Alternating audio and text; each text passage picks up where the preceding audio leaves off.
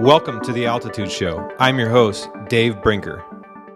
What's up, everybody? Today I have a friend of mine, Coy Bowles, on the podcast, most notably known as a member of the Zac Brown Band, three-time Grammy Award-winning band.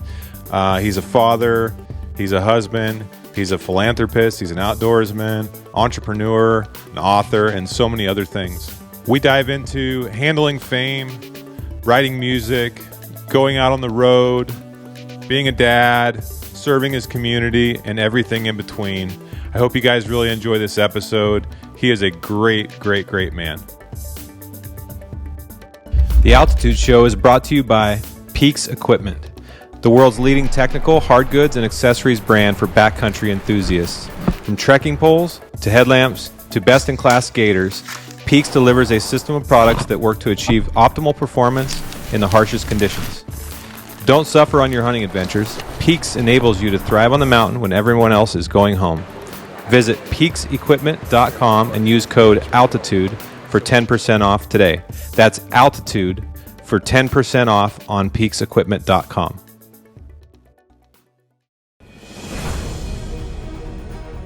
Outdoor Class is the new source of premium outdoor education from trusted and knowledgeable experts. For hunters committed to improving their skills, Outdoor Class is the only subscription-based e-learning platform that provides unlimited access to video lessons from the world's most respected experts. Learn from industry leaders like Corey Jacobson, Randy Newberg, Remy Warren, and other experts across all the topics that affect you as a hunter. Make sure to follow Outdoor Class Official on Instagram, Facebook, and YouTube, and take your game to the next level by going to outdoorclass.com. You can use code ALTITUDE at checkout for 20% off. That is Altitude at checkout for 20% off at outdoorclass.com. Mr. Coy, how are you today, buddy? What's up? Dude, it's good to see you. I was thinking this morning as I was getting ready for this podcast, I'm pretty sure the first time I ever met you was at ATA show in like Indianapolis. Something like that. It might have been at one of your shows too. I can't remember, but when I was reading through some of your personal or your history on the interwebs, the years started flying by. I'm like, holy crap, that was probably like in 2000. That was like, it had to have been 10 or 11 years ago or 12 years ago when I. Yeah, probably. Yeah. But it's always good to see you. I know you're a busy man, so we appreciate you coming on. Yeah, brother, it's good to see you, man. Yeah. So you've been busy, obviously, the last decade, but I wanted to talk to you about a whole variety of things, but I wanted to start in the beginning because at least from what I've looked at and, our conversations, we've never really got a chance to dig into your past and kind of see how you came up, man. I want to hear about where you grew up. You grew up in Georgia, right? Mm-hmm. Yeah, I grew up in a small town in middle Georgia, which is about 2 hours south of Atlanta. Anything south of Atlanta is considered South Georgia, by the way. So I'm officially in middle Georgia where I grew up. But if you talk to anybody in Georgia, that's still South Georgia. Is middle Georgia an actual thing that people say? Middle Georgia? If you're from there, you would say you're from middle Georgia because Okay. South Georgia is like Valdosta and these areas that are closer to Florida, which is really, really devastatingly hot and swampy and a lot of other things, So being from middle Georgia means that, you might go to Atlanta every once in a while, whereas being from South Georgia, you never go to Atlanta. Really? How let's see, from North Georgia to South Georgia border, how far are we talking? Is that like 3 or 4 hours? Longer than that, probably 6. Oh, really? Yeah. So Georgia's actually pretty big. Down. Yeah, I mean, this is because of the mountains. The Appalachian Mountains started in North Georgia. Mm-hmm. So, if you cross over the Tennessee line and were to go all the way down to Florida, that's probably 6 hours, 7 hours, something like that. So where you grew up, it's super small town? Yeah. I graduated high school with probably 70 people in my class, something like that. Wow. So is it one of those schools where, there's everything from kindergarten to high school in one school, or was it split up? No, it was a quad A school, so sports were really big. Actually, one of the guys from my hometown just was the number one draft pick for the NFL this year. This guy named Whoa. Trayvon Walker, who was with the UGA Bulldogs, who just won last year. He was Whoa. a prospect of being like I think 20th, and then as the time came, he kept moving up and finally ended up getting first draft pick. So our hometown is blowing up right now. But anyway, yeah. So I grew up small town, graduated with about 70 people in my high school. Um, it's a mill town. When I was younger, there were two mills there. Everybody that I knew, my family included, worked in the mills. And then as I was probably somewhere around freshman year of high school, the mills started closing down, Hmm. and it pretty drastically changed the atmosphere of the town. I mean, like my dad and I were talking the other day, and he was saying that you know when you grew up in this town, you could leave and go anywhere and know that you could come back and always have a job at the mill. Hmm. But there was this kind of security of being able to leave and come back and just know that no matter whatever happened, you always had a job. And then that's changed over the years. Um, What happened to the mills? Was it kind of like where I grew up? I grew up in a timber town in Oregon, and our mills did the same thing around the same time. And I think it was because of the larger timber companies kind of building huge, massive mills up somewhere else, and it kind of shut down all the smaller mills. Was that kind of what yeah, happened? probably something like that. I don't know. I've Yeah, never officially really looked into it. yeah, I'm just assuming that technology and yeah, modern industrial movement is what caused it. yeah, yeah. But it's hard on a town like that, man. Like you say, that's where everybody works, and that's all you know. Yeah, and it's everybody. I grew up. I would say until my mom graduated with a master's degree, which she was going to school at night when I was probably 11 or something like that. She got her master's degree, and we started making, or my family had a little bit more income. But before that, I mean, I was probably, considered like blue collar, lower income, blue collar family kind of thing. We didn't really suffer for food or anything like that, but like when we went on vacations when I was a kid, we would go camping at the Hmm. beach instead of renting a hotel, and things of that nature. Hmm. And it's crazy, man. When I was young, I didn't know any different. I was like, it was a blast. I mean, I'm an only child. I'm really close with my parents. My parents are really amazing people. My dad's a carpenter. He retired a couple years ago, but he's been a carpenter his whole life. So somebody who is really handy with his hands. Probably the best carpenter in our town. His crew were the guys who did like the doctors and lawyers and stuff like that in town. I really trusted. It's interesting, man, because I've had carpentry work done on my house, Hmm. and people will show up and do stuff, and they're just like, dude, I know just enough to basically like make somebody mad, you know. I'm like, you can't do that, dude. It doesn't like the angle of what the wood that you Right. just cut doesn't even match. It's Yeah. like, and around here they just throw putty on it and paint and keep and it's like my dad's, what I'm used to. It's like if it's not right, you got to do it again, kind of thing. Yeah. So, um, um, but yeah, man. The one thing that's really interesting about growing up in Middle Georgia and this time that I grew up in, and it's probably similar to you, is that it was like pre-technology. It Yep. was like we had Nintendos, we had TV, there was cable TV, and things like that. But I mean, I didn't have a cell phone, and probably until I was like 24, 22, started losing gigs. People would call and leave a message on my answer machine and be like, "Hey, if you had a cell phone, I could get in touch with you, and you could come and play this gig." Kind of thing. But before that, man, it was like kind of this classic wonder years growing up in a really, big neighborhood with a lot of small, two bedroom houses with a bunch of family packed in it, and everybody had bicycles. And you would get home from school, and you would get on your bike and just cut loose throughout the neighborhood, and God knows what you'd be up to. And then around dinner time, you had to be back home, and our parents didn't know what we were doing and what we were up to, but there was kind of like a neighborhood watch in the sense that if we were behind somebody's house doing stuff we weren't supposed to, then whoever's house that was would come back out there and give us a talking to kind of thing if we were doing something that was stupid. And if it was too stupid, then they were going to walk over to our parents' house and say, hey, your kids are back behind my house, trying to light the trees on fire, or whatever else. And so it wasn't really necessarily this tight knit community as much as it was just how things were back then.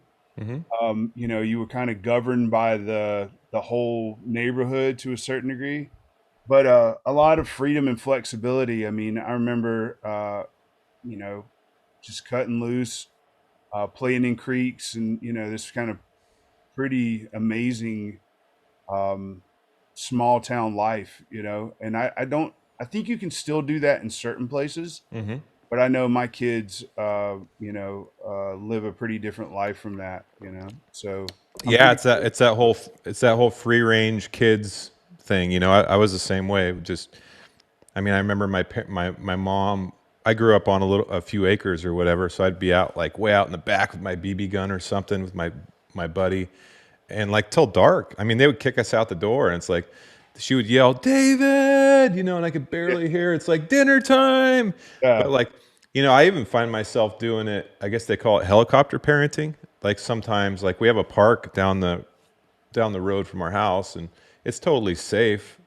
But sometimes my kids will go down there, and I'm like, should I be down there, like watching them? Like, and then your mind starts spinning. It's like, but like when you and I were kids, it's like, no, you wouldn't worry about it. Like there was like this kind of unspoken law and it was just a different world, I guess, in our minds. But I think statistically, it's still pretty safe. Like in the United States for kids, I don't know if you've read that. I haven't read the book Free Range. I think it's called Free Range Kids or Free Range Parenting or something like that. I can't remember who wrote it, but I've listened to a couple podcasts on it, and they say it's still pretty safe collectively and statistically. But I get it, man. It's like it's just a different time. So was it a pretty outdoor centric community, like oh yeah, hunting, my dad was fishing? a very, very avid outdoorsman.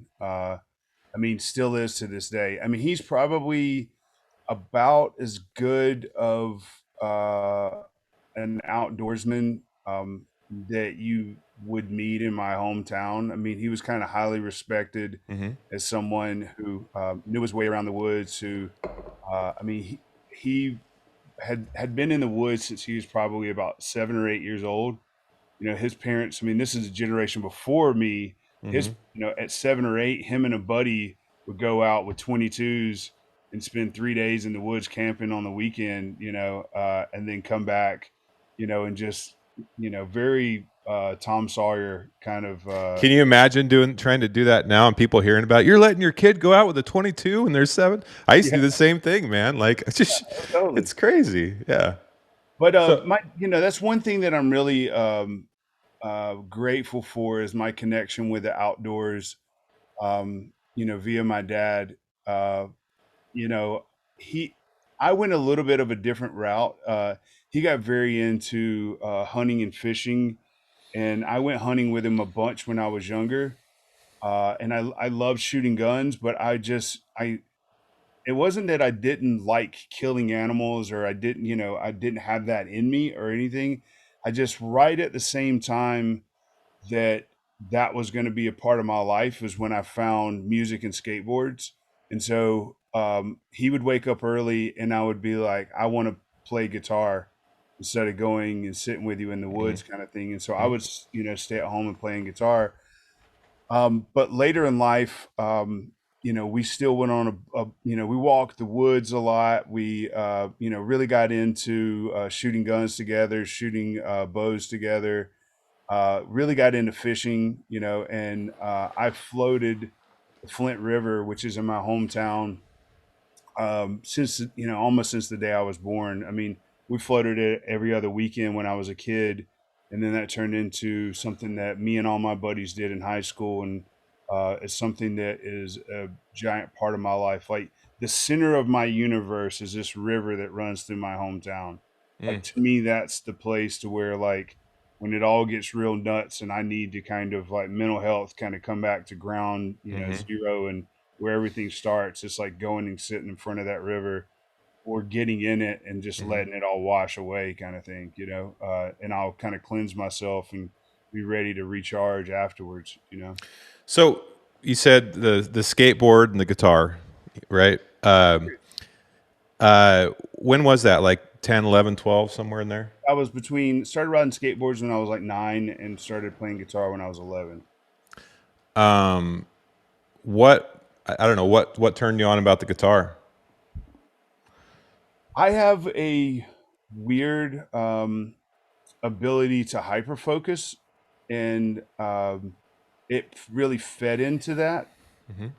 I learned the ability to hyper focus through riding skateboards, which I would go out and try a trick over and over and over and over and over and over and never get discouraged. I would more or less just get more amped up than I'm getting closer to doing it. And I would get this energy off of like how close I'm getting. I can feel myself getting better. I can feel myself growing. And once I achieved it, it was like, okay, I've got this under my belt. What's next? And that was kind of how I lived. And that started really young, man. I mean, 8, 9 years old. It was all like it wasn't being on a team with, even though I played soccer and stuff like that when I was younger. This was all like one-on-one stuff with riding a skateboard, and then you do stuff with your friends. But that easily transferred over to playing the guitar. I remember going upstairs and trying to learn like "Smells Like Teen Spirit" or something like that when I was really young, and just trying it over and over and over, and it would feel like it would be 30 minutes in my mind, and then it would really have been 3 hours, and my Mm-hmm. mom would be like, you have to come downstairs and eat, and then I Mm-hmm. would go downstairs and eat and go right back up, and then it would feel like another 30 minutes, and she'd say, you got to go to bed. And then that ended up being a huge part of my life, was just sitting in front of a CD player, for Where did you get that like belief in yourself? Like, because clearly you were willing to just try, fail, try, fail, try, fail, try, fail. Sounds like you had a really good relationship with your parents. oh My yeah. my guess is they probably were really supportive of you and kind of with positive affirmations and stuff like that. Is that kind of the case? Yeah, for sure. I was the only child.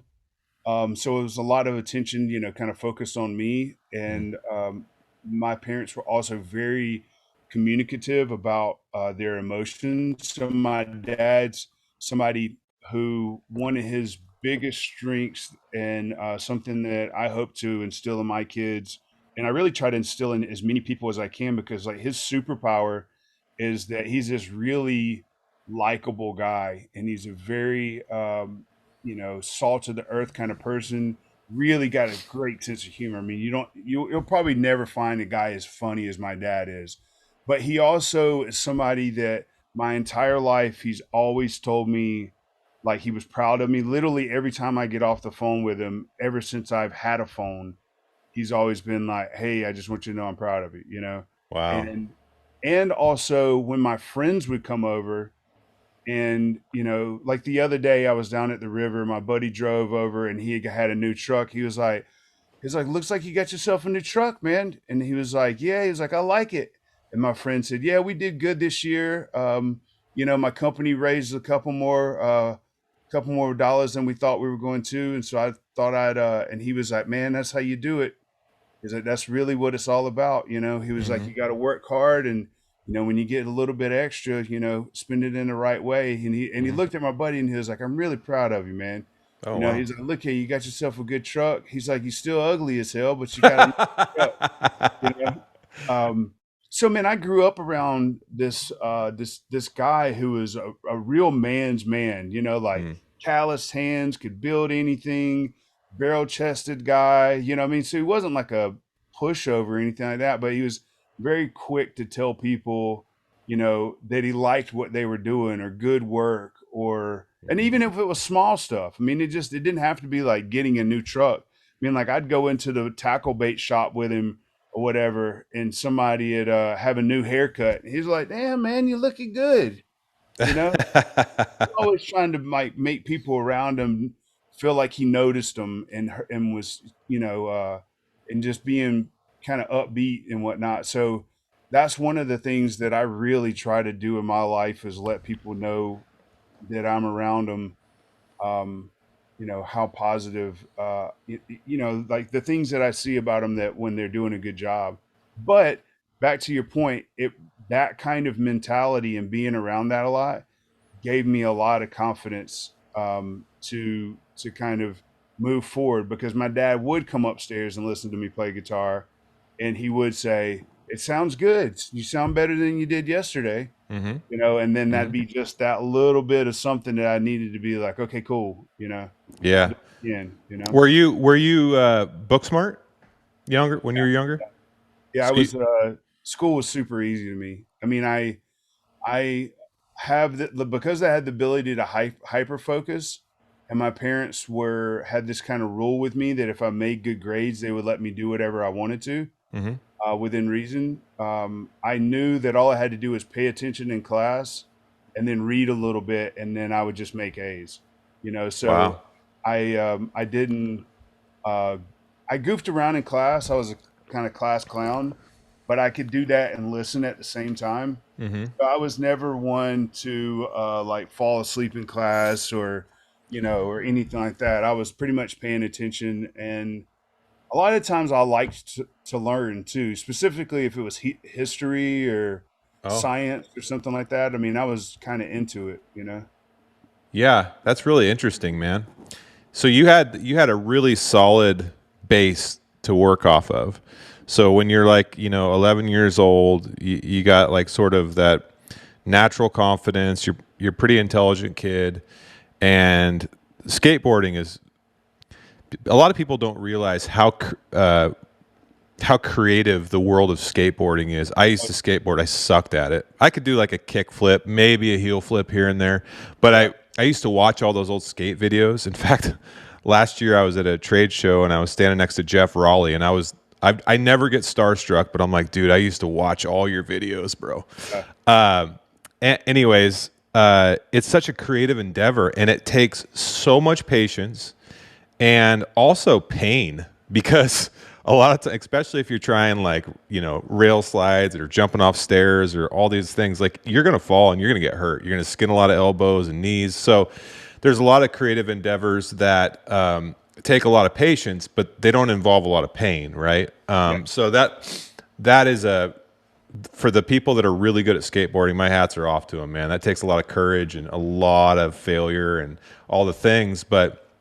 So then you It's get still it. tried and true that you got to get back up and get on the horse, kind of thing. You know what I mean? Yeah, exactly. Yeah, it's Cool like the thing best about example of that. skateboarding is really awesome too, is because like the more money you get from riding skateboard, like there's people who make millions of dollars from riding skateboards now.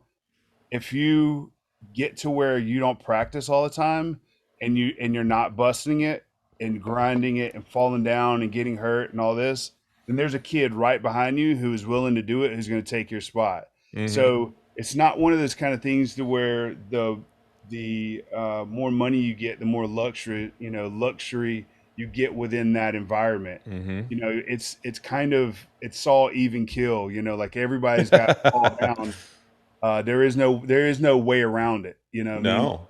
So I really like that part of the sport. I mean, and it kind of goes back to I wrestled in high school, and that was like a big moment for me of like really giving me this inner core of, man, when your head gets squeezed to where you feel like your eyes are going to pop out, and you're sitting there half naked in the sling in front of all your friends and family, you know, and you got to go to that next level. It's Yeah. like I will not give up, and Yeah. I I have that in me for sure. Mm. And I think it originally got scratched and kind of exposed through riding skateboards and falling down steps and being like, okay, here we go, man. And it'd be just me and another buddy, and he'd be like, "You want to quit?" And I'd be like, "Nah, dude, I got this." And he would be like, "All right, dude, you got it. Come on, let's do it." And we would just Hmm. sit there and coach each other through it Hmm. until we finally landed it, or we gave up and said, "All right, tomorrow, 11 o'clock, it's back on." Go lick your wounds. Get back tomorrow. Yeah. uh, Guitar is extremely frustrating to start out. Well, music in general. I I I'm watching my daughter right now start guitar. She is 10. I didn't start playing guitar till I was 18. So I keep telling her, man, if you can start now and just stay consistent, please, please, please do it. You will never regret it, because it's going to be a lot less frustrating to do it now than every year that passes, it's just harder to learn. But how did you, I mean, you just kind of had the same mindset. You just, probably learn a chord here, learn a chord there, try to copy songs. Is that kind of did you teach yourself? Yeah, I taught myself. My mom, it all started with my mom wanted me to take music lessons uh, during the summer so I wouldn't get in trouble. Like idle hands are the devil's deed. So she was Right. like, "I want you to take this guitar class." I went to one class and I was really into like metal and kind of aggressive music, and the guy was teaching like coming around the mountain and Mm. stuff like that. And I went back home and I was like, I will not be associated with coming around the mountain at all.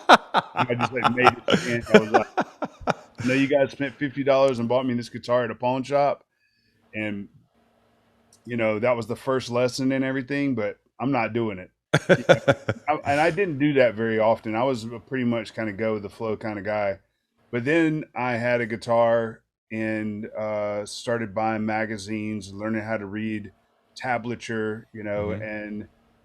and then really just training my ear. I mean, sitting down, luckily, um, Green Day and Nirvana and, some of the stuff is basically like power chords. Hmm. And so really you just gotta kind of hold your hand in one shape and move it around the guitar, and then it's more about like the aggression and how you play it and the attitude and just Hmm. like all this other stuff that comes along with it. So I had a decent ear for figuring stuff out, and then I would use magazines to find out the rest of the way. But I mean, I lived out in the middle of nowhere because when I was 11, my dad built us a house on about 30 acres, and it was surrounded by other people who had lots of hundreds of acres. Mm. And so, I was way out in the woods by the time I was 11 years old, when I started playing guitar. So there wasn't that much to do. I mean, I was squirrel hunting champion of the world back then. I had a BB gun. I had a small pistol, BB gun, and a pump pellet gun. And between that, shooting the nest and running them out, and then having my pellet gun on the ground, and then I had a Labrador dog who would actually eat squirrels, Oh, like whole, like which was pretty that's pretty crazy. intense. Yeah, so at like 10, 12 years old, I mean, there was not a squirrel within like a mile of my house. Just because like the word was out on the street, this guy's an assassin. So, but I ended up, um, the music thing ended up turning into kind of a place of discovery within myself as well, man. I would sit down, I would read magazines, I would look at skateboard magazines, I would look at the t-shirts that my favorite skaters were wearing. And they'd have a certain band on it, like a Metallica, and I didn't know who Metallica was, or any of these other bands. And so you'd look in the back of the magazine, and there'd be a place where you could buy tapes, and I'd save up my money and I'd buy like three tapes, and then like 6 months later, you know, three tapes would show up, and first listen you were just like, God, this is horrible. And then you didn't have anything else to do. There was no more information, so you're like, okay, I'll give it another listen. And then like 5 or 10 listens later, you're like, oh, okay, I get it. It's like it's about this. Right. Um, and so there was a lot of like I was very spongy, man. I was very trying to like soak up as much culture and as much stuff, because the small town didn't really have a lot to offer, and I was really creative, and there wasn't a lot of super creative people around me in the way that I was being creative. And my dad was really creative with his hunting style, Right. and and his building houses Hmm. and things of that nature. But I wasn't around a lot of other musicians or things like that. So Did you guys have any like decent local bands that you'd ever watch? oh, none. I didn't see a band play until I was way older, like in my teens. Where, well, we can get into this, but I do want to talk about the Georgia music culture because so many great musicians come out of Georgia. But we'll get there. Yeah, But what's so you Metallica, Nirvana, like was this the early '90s? yeah. So Seattle music scene started Yeah, happening right as I was. So Pearl Jam, Nirvana, Soundgarden, Mudhoney. It's all this. Alice in Chains. Yeah, all this stuff started happening right as I was discovering music, and it was different. It was new. All of the people before me who had been into like Motley Crue and kind of hair metal and stuff, Hmm. they were immediately like not cool. So it was a real like hard line that happened, and I was on the very beginning of it, in the Yeah. sense that and it was also cool because I was never like really into fashion or anything like that, because I didn't have any money to be into fashion. Like I never had Jordan shoes, or I never had like Hmm. Izod t-shirt, or because my parents couldn't afford it.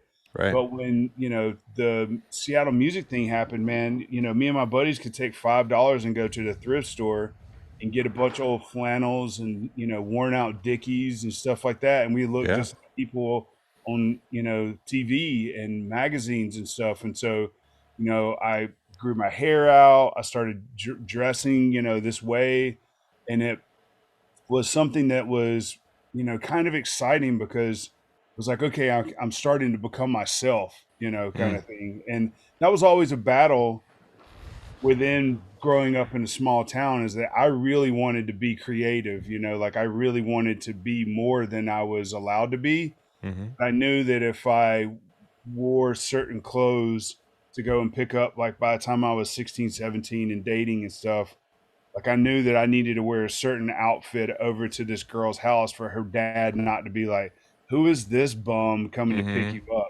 So I kind of started learning how to shape shift a little bit, um, to in order to like meet the standards of different people that I was around.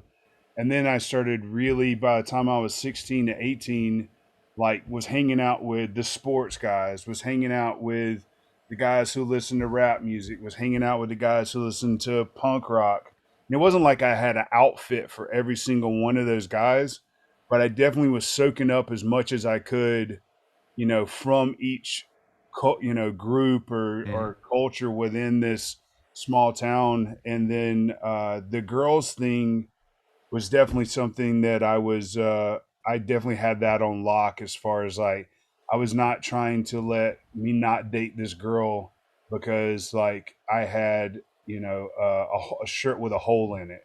Like Right. I Right. was Right. smart enough to figure all of that out. And I also, when you grow up in a small town and things like that, there's not really anything to do. So by the time we were 16, 17, 18, there was parties going on.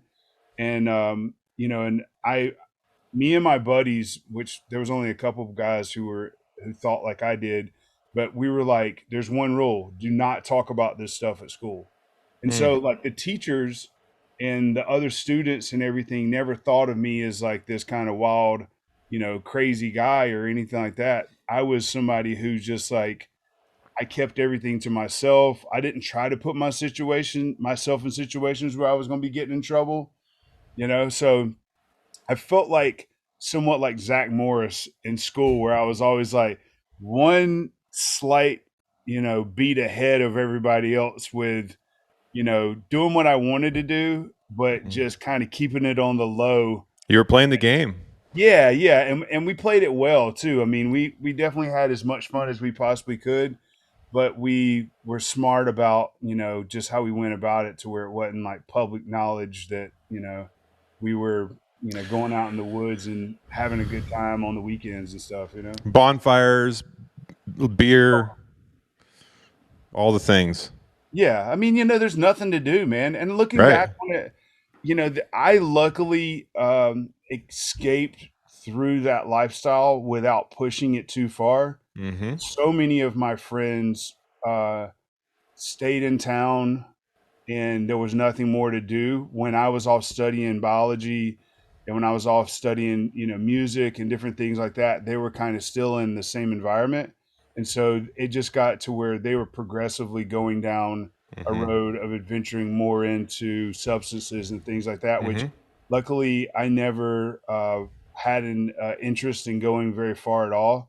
Mm-hmm. And so I never had any addiction problems or anything like that. But I mean, so many of the people that I grew up with are either high functioning alcoholics now or went too far, got in trouble, and then luckily, two of my best friends are have straightened out, and they went to rock bottom, and then I was a part of being there with them, going through rehab and going through kind of getting sober and all of this, and I mean, I'm super proud of him, man, because it's a journey that only you can do. But there's a lot of that. I mean, where I grew up, I mean, it seemed like all of a sudden it was like kind of, you know, I don't know, just weed and beer. Mm-hmm. And like somewhere in my senior year of high school, it turned into where there was like hard stuff everywhere. And Mm. I kind of got out of town, but man, just it. I wrote this song not too long ago, and it says yeah, the drugs, they really found a home. We opened up the door and they let themselves in. Mm. Because it was like we were like, what's this about? And next thing you know, it's just Mm-hmm. and Mm-hmm. everybody I know that I went to school with that was still in town, not everybody, but a lot of people ended up having stuff go on, and it really It turns it into a different culture. You know what I mean? It's like these really amazing salt of the earth people who live a pretty, interesting and kind of somewhat simple life compared to what I chose to live, end up getting a lot of that, kind of destroyed because of, some part boredom, some part, the drugs itself and the culture that's going on around it and everything else. So yeah, luckily, it's like a vacuum for things like that. It's exact, dude. Where you grew up is so much like where I did. I remember riding in the truck with my buddies in high school, and I always, even though I was part of that culture, I always knew I wanted something more. Mhm. I never could see myself like I was never going to disrespect my hometown or where I came from. Sure. I'm proud of it, Yeah. but I always knew I wanted to get out of it. And my buddies used to laugh at me. No, you won't. You'll end up working at the mill. You'll end up just stop it. Stop that crazy talk. And I'm like, no, I'm pretty sure I'm gonna get the fuck out of here. Yeah. So, and that's just the way it is. Yeah. But my wife and I talk about this all the time. She didn't have to. She was lived a different lifestyle than I did. But because I live within an hour of my hometown now, so I go back there from time to time, and I'll see people that I knew. And you're right, man. Like looking back, it was Russian roulette in so many ways. Like so many people totally altered the course of their entire lives, whether it be teen pregnancy or alcoholism or drug abuse or getting into crime. I have people that I know that are spending their life in prison. I have people that I know that are, it like go down the list. Like, I'm like, oh my God, I was so lucky to escape and live a somewhat healthy life afterwards because it's just what we knew. Like every weekend we go up in the mountains, start a fire, and drink a case of beer apiece. And you talk about the next Laugh day, at you each talk other about, falling down. yeah, next day you talk about who got laid and who smoked pot and who did all these things. And it's like at the time it's just the way it is, but now looking back, like now that I have kids, I'm like, there is no way that but of Yeah. course. It's like But a norm, man. It's like interesting as you get older, you start realizing like what normal is, and mhm. you grow up in an environment, and again, it's like I'm not judging No. the culture or the town or whatever because I'm very grateful for who I am, and a lot of that comes from that hometown. And my parents stayed. A lot of my family still lives there. So it's not the fact that you if you stay, then like you, somehow there's something negative about that. Right. It's just more or less staying and then not being aware that some of these things can put their claws into you and Mm-hmm. really drag you into a different universe, not of the good life that you want to live in a Mm-hmm. small town. Because I mean, there's definitely a part of me right now that I have, 4 and 5 year old daughters, and I'm kind of like, man, I would love to go back to a small town, raise them, and like put everything on slow mo. Mm-hmm. And it's hard to do that with my career and whatnot. But so it's not necessarily that. It's just more or less being aware of it. And I Mm-hmm. think that I my parents were always striving for me to be the best person that I could possibly be. They were always telling me that I could do anything that I wanted to do, and I was just dumb enough to believe them. And Mm-hmm. so from the beginning of day one, by the time I was 6, 7 years old, I didn't know what that meant, but it definitely, as it progressed, it meant going out and doing as much as I could, which meant I was eventually going to leave the town. Yeah. I still go back. I mean, I'm going back this weekend, so I go back a lot. I still Mm-hmm. stay connected with a lot of my friends there. Do you find that you still have a couple really, really, really like some of your best friends from that area, or are most of your, Huge group. I yeah. mean, when we would go camping when we were in college, there'd be 25 people from there that would go camping, and we all grew up with each other. I mean, I have text threads with buddies that I grew up with that are 7, 8 people deep. We still Mm-hmm. have Christmas parties that we get together every year, and it's everybody who grew up with each other, and it's 20 people there, easy, Mm-hmm. and they're all just people. So, I mean, it's really awesome that I have so many friends that I've known since I was a kid. Like Mm-hmm. out on the road with Zach, um, my the person that I've known the longest in my whole life, basically like my brother, my this guy named Rustin Shiflett. He's our stage manager.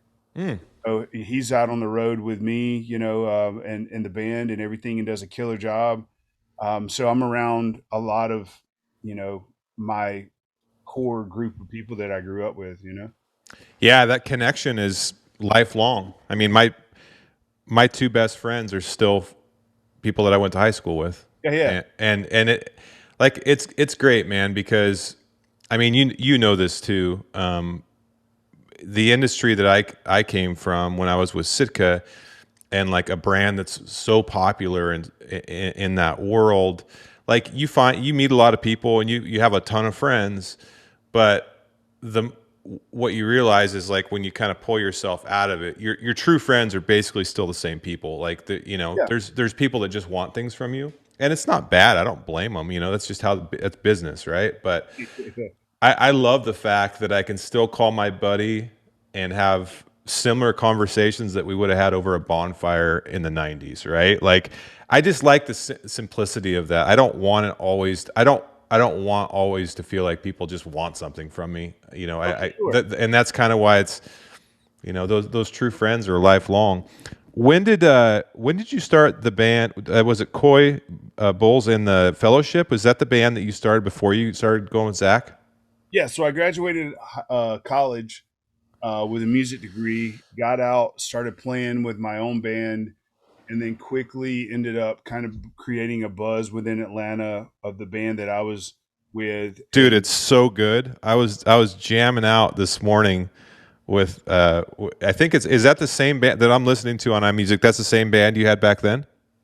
yeah, different people. The fellowship was basically this whole idea of a large group of people, like getting into 40, 50 people Okay.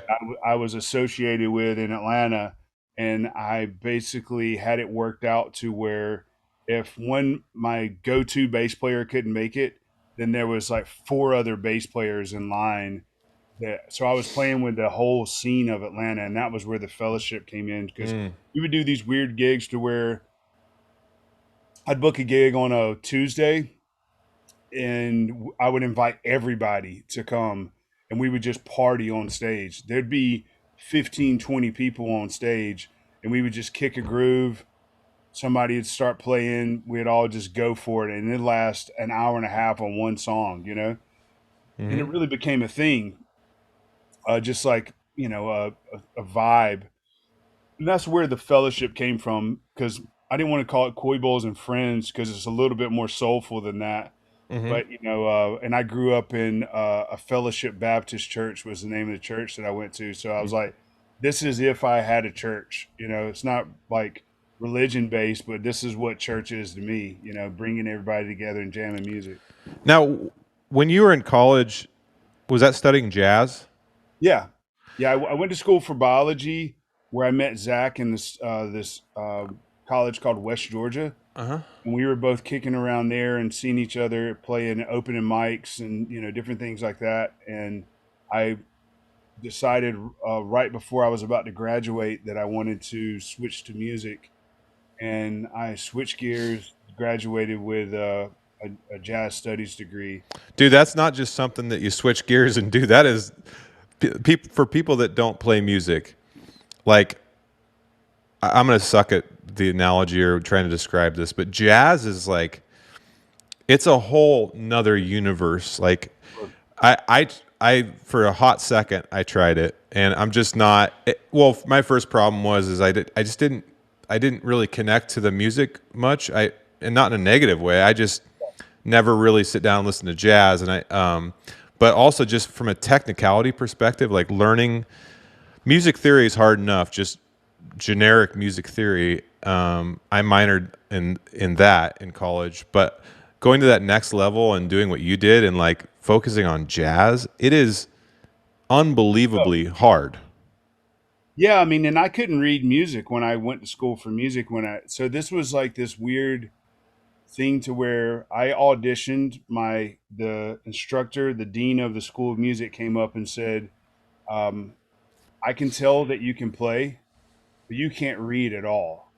And he was like, and you have to be able to read to be able to be in this program. Hmm. And he was like, if you don't read every single day, all day long, then I'll know. And one day I'm going to tap you on the shoulder.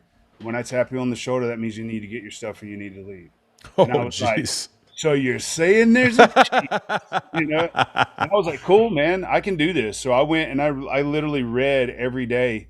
But it's one reason why I'm so focused on literacy now, which we'll get into this later, of like why I started writing books for kids Mm-hmm. and all of this is because, I knew what it was like to be in an environment to be completely illiterate, Mm. for and how embarrassing it was, to like go down and be in a group of people who have been reading since they were, 8, 9 years old on saxophone and things like that. Mm-hmm. And I'm looking at this paper like it's Greek. And, when they call on me, I'm like, I'm going to go to the bathroom real fast, and trying to always dodge all this stuff until I built up my skill level Mm. where I could actually perform and I could actually read. So, That's cool. You trained your ear first, and then you train kind of your mind to read, as opposed to learning to read first and then trying to. I've seen sometimes with people that learn to read music really strictly at first, they have a hard time training their ear later. At least some of the people I've encountered, like to where you can't just like they need a piece of paper in front of them almost. And with my daughter right now, I'm trying to figure that out. It's like because my wife really wants her to start learning how to read music, and I'm okay with that. But I really, really, really want her to focus on her ears first, like hear it, learn how to play it, and then get into that. Of course, learning how to read music, there can't be anything wrong with that. But what's your perspective on that? um, I mean, to me, and music is more about the heart and soul than it is the brain. So I always try to get people to connect with the stuff that gets them off, like learn the music that you enjoy. Like I Mm, don't like perfect example is I would tell anybody if you don't like coming around the mountain, then don't learn it. And mm-hmm. if your teacher is somebody who's like, you need to learn coming around the mountain, I mean, I think there's a part of that when you get older and you start studying it. Like when I went to school for jazz, I learned a lot of songs that I didn't really want to learn per se, but there was something in that song that was like a gauntlet. It's like Mm-hmm. you need to learn how to do this so you Oh, can approach it to different things. But Mhm. that's far beyond. That's when you're going at it as a professional Right. thing. I mean, it's just like being an engineer or a carpenter. There's going to be some things where you're just like, this isn't fun, but you got to learn it so you can get to that Yeah. next level. So anyway, I always try to push people into um, enjoying music. Mm. Instead of putting it in a place where you need to know your skills, you need to know, all of this kind of peripheral stuff, Mm-hmm. and go over this. I taught music lessons for about 8 or 9 years, and although I really focused in on getting kids to understand theory, Mm-hmm. because I mean, if you're playing a song and the song's in the key of C, it's not that hard to understand why it's in the key of C. Mm-hmm. I have a really simple way of teaching music theory, Mm. but um, I wanted kids to know that kind of stuff, but I also didn't want them to know. I mean, if they didn't like AC/DC, then we weren't going to learn AC/DC. Mm-hmm. One of the kids came in and he didn't actually listen to music. He just played video games. And so I was like, bring your Mm. video game system in and I'll show you how to play the song on the video game. So we learned the melody on the video game by just listening to the intro when it's like press play, Mm-hmm. or start to the video I game. love that. And this dude lost his mind, dude. He played the first three notes on this thing, and he was like, dude, my friends are gonna think I'm so cool because and so it was really awesome, man, because this kid I ended up writing a song about him, and I have no idea. He's probably 20 something years old now. But his parents had just gotten a divorce. He was collateral damage between the two of them, and he was lost in between, and all he did was play video games. And it was the loneliest kid or person I'd ever met in my whole life at that time. And I wrote this song called I Feel So Alone because of this kid. Mm. But when I showed him how music can make you cool, like just by knowing this melody that all your other friends appreciate because of it's connected with this video game, he almost started crying out of like joy. It wasn't like he was like kind of shaking a little bit. He was like, dude, like I can play the first notes of this song. I can't believe it. And I was like, yeah, dude. I was like, it's awesome, isn't it? And he was like, dude, my friends are going to go nuts. They're going to think I'm cool. And I was like, hell yeah, they will. And Yeah. that's what music does. It can make you cool when you're struggling to find your place. And Mm-hmm. that's the part of it that I get off on when I'm teaching Mm. kids or I'm relating to kids. It's like, what do you like? Do you like Billie Eilish? Let's learn some Billie Eilish. Do you like Beatles or do you like whatever? If you like to rap, let's figure out how to put that on the guitar. Like Mm-hmm. there are no rules. Um, so that's what I'm really into, man. Is just getting people stoked off of music because once you're stoked off of it and you get that energy off of it, then Mm-hmm. the rest all falls into place. But if I, you're, I I love seeing my daughter. She just played her first bar chord the other day, and the smile on her face of accomplishment. yeah, Like she's like, "Daddy, Daddy, I can play an F," and I'm yeah, like, "Yeah." And I went in there, and she just kept playing the F. She's like, "See," and it's like, and then she's like playing a Katy Perry song. I'm like, "Yes, just keep doing that. Just keep, yeah, you know." totally, dude. Yeah, I mean, F is hard to play. I remember being young and just being like, "Cool, what is wrong with my first finger?" Like you're supposed to do this with it. So then you meet Zach. You guys opened for Zach's band in Atlanta or somewhere in Georgia. Auburn at the Sky Bar, yeah. Okay. What did that look like? It was awesome, man. I mean, I'd started hanging out with them a little bit, like the band itself, a little bit. And during that gig, I asked them for a 9-volt battery. And John Hopkins, who has been in the band forever, said, "Cool, come out to the trailer." And I went out to the trailer, and they had boxes and bins full of cables, wires, microphones, 9-volt batteries, D batteries, A batteries. I mean, Wow, this is like a super detail oriented band. they were prepared for war, dude. And I had just had this gig before where we drove all the way to Opelika, Alabama, and my horn player forgot his horn. And I was, man, I wanted it so bad, dude. at this time, I was like, all I want to do is get in a van and go and see stuff and play music and cut people's heads, dude. I just want to Yeah. just blow people away, and I know that I can do it. But it's like there's so much work that goes into it Mm. because it's not only you have to have these other people who are good at their instruments, who are just as professional. And you know and I had started going to see shows of people touring, so I was going to see Fish and the Allman Hmm. Brothers and Derek Trucks when he was younger, and all of these things. And Atlanta was a really exciting scene back then because a lot of these musicians who were all in these bands, Atlanta was home base for them. Mm. So it was nothing to go out on a Wednesday and just see the most amazing musicians just goofing off on stage in Atlanta. It was like a Hmm. big deal. But you could tell like how serious they were about their gigs, and all of this. And I kept trying to talk to the guys that I was around. It's like, man, we got to put all of this other effort goes into this. Like, we have to promote it on MySpace, which was going on back then. We have to go and put flyers up everywhere. We have to print flyers. That stuff costs money. Hmm. We have to, call everybody, and there were certain people that I was hanging around who got it. But when I met the Zac Brown Band guys, everybody in that band had been a band leader in other bands before. Mm. So they all got it. There was not one person in the band who was not carrying 100% of their own weight plus some. Mm. So when you get to where there's a collective group of people who all want it that bad and everything, I was kind of a shoe in to join the group in the sense that I was younger than everybody else and wanted it just as bad as they did.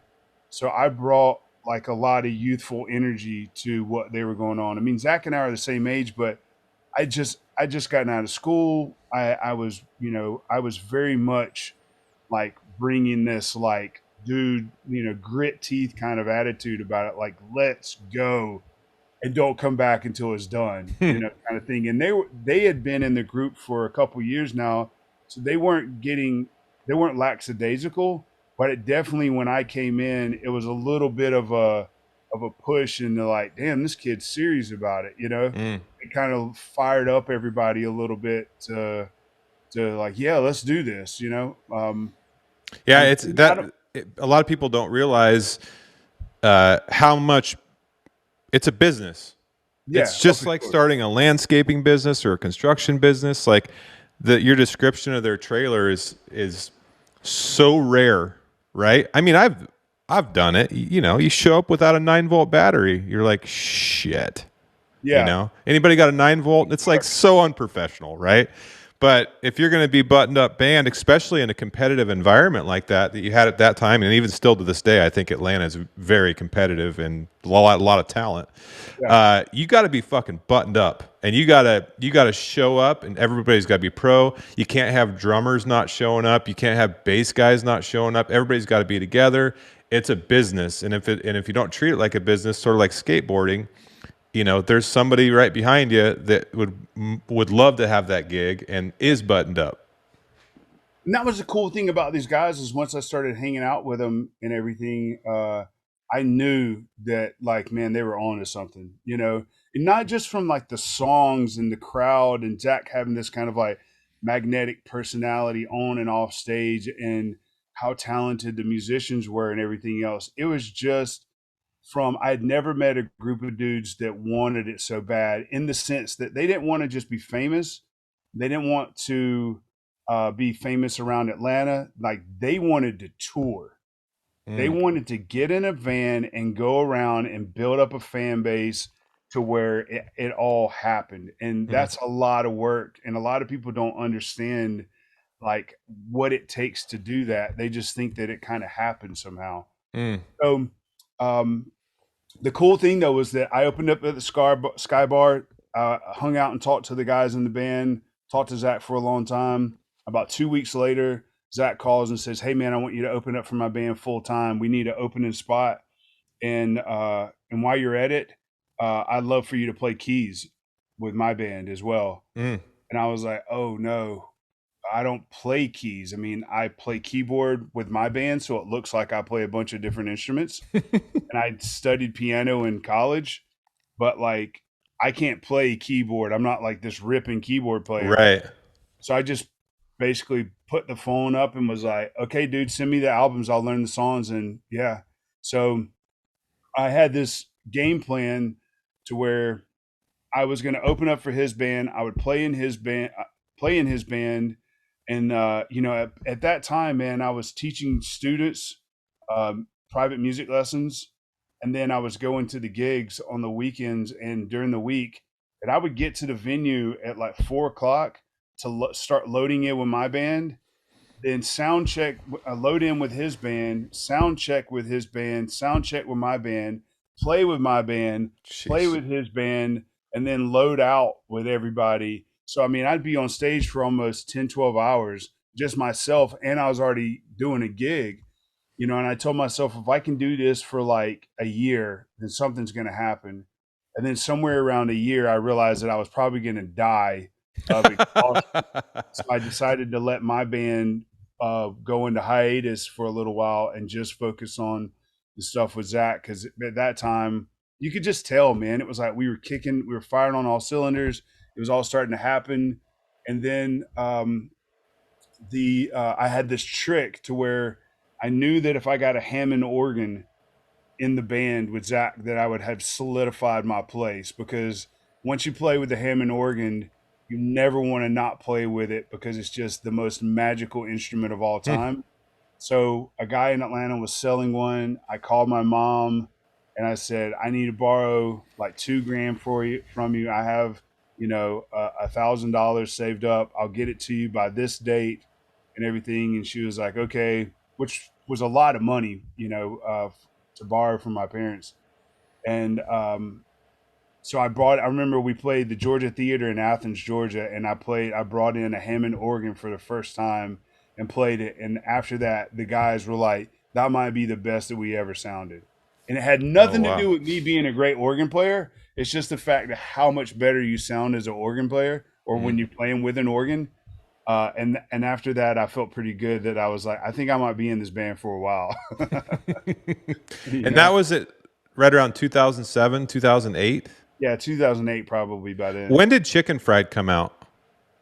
That's a good question. Probably 2010, Okay, so 2009. how long after you started playing with the band did you guys sign a deal?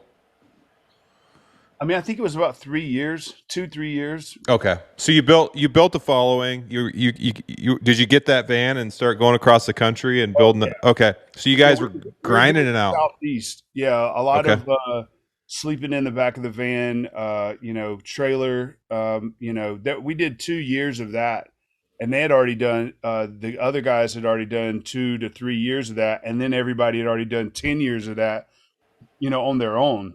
Wow. Everybody had been playing, since they were 18, basically Hmm. professionally as a living, and all this, touring around the Southeast with their own groups and all of that, and then got hooked up with, this form of the band Hmm. and went and did about 2 years. I joined, we did another 2, 3 years, and then we started, you know, things started happening within the industry that started launching off to where we eventually got a bus and went like cross country radio tour and all that. What was the first label you guys were on? Dude, I don't even know. Uh, I can't. if I say it, I'll probably be wrong. But Inter- I remember when that song came out oh, for sure. It was a big deal. vividly. It was huge, right? It's very huge. And it was the thing about you guys that I've always appreciated. I'll be fanboy just for a second. Is the moment the song comes on, even from that day when Chicken Fried came out, you could tell it was something different. Yeah. And it was the musicianship, it was the sound, the vibe, even down to in that song the nylon strings on Yeah. the guitar, that the unique playing style that Zach has, and then the unique harmonies that you guys bring, and the different instruments. Like you know better than me that there's like this machine of music that especially on country radio, and a lot of it sounds very similar because most of the time it's a lot of the same musicians playing on everything, and it's a lot of the same instruments, the same ideas.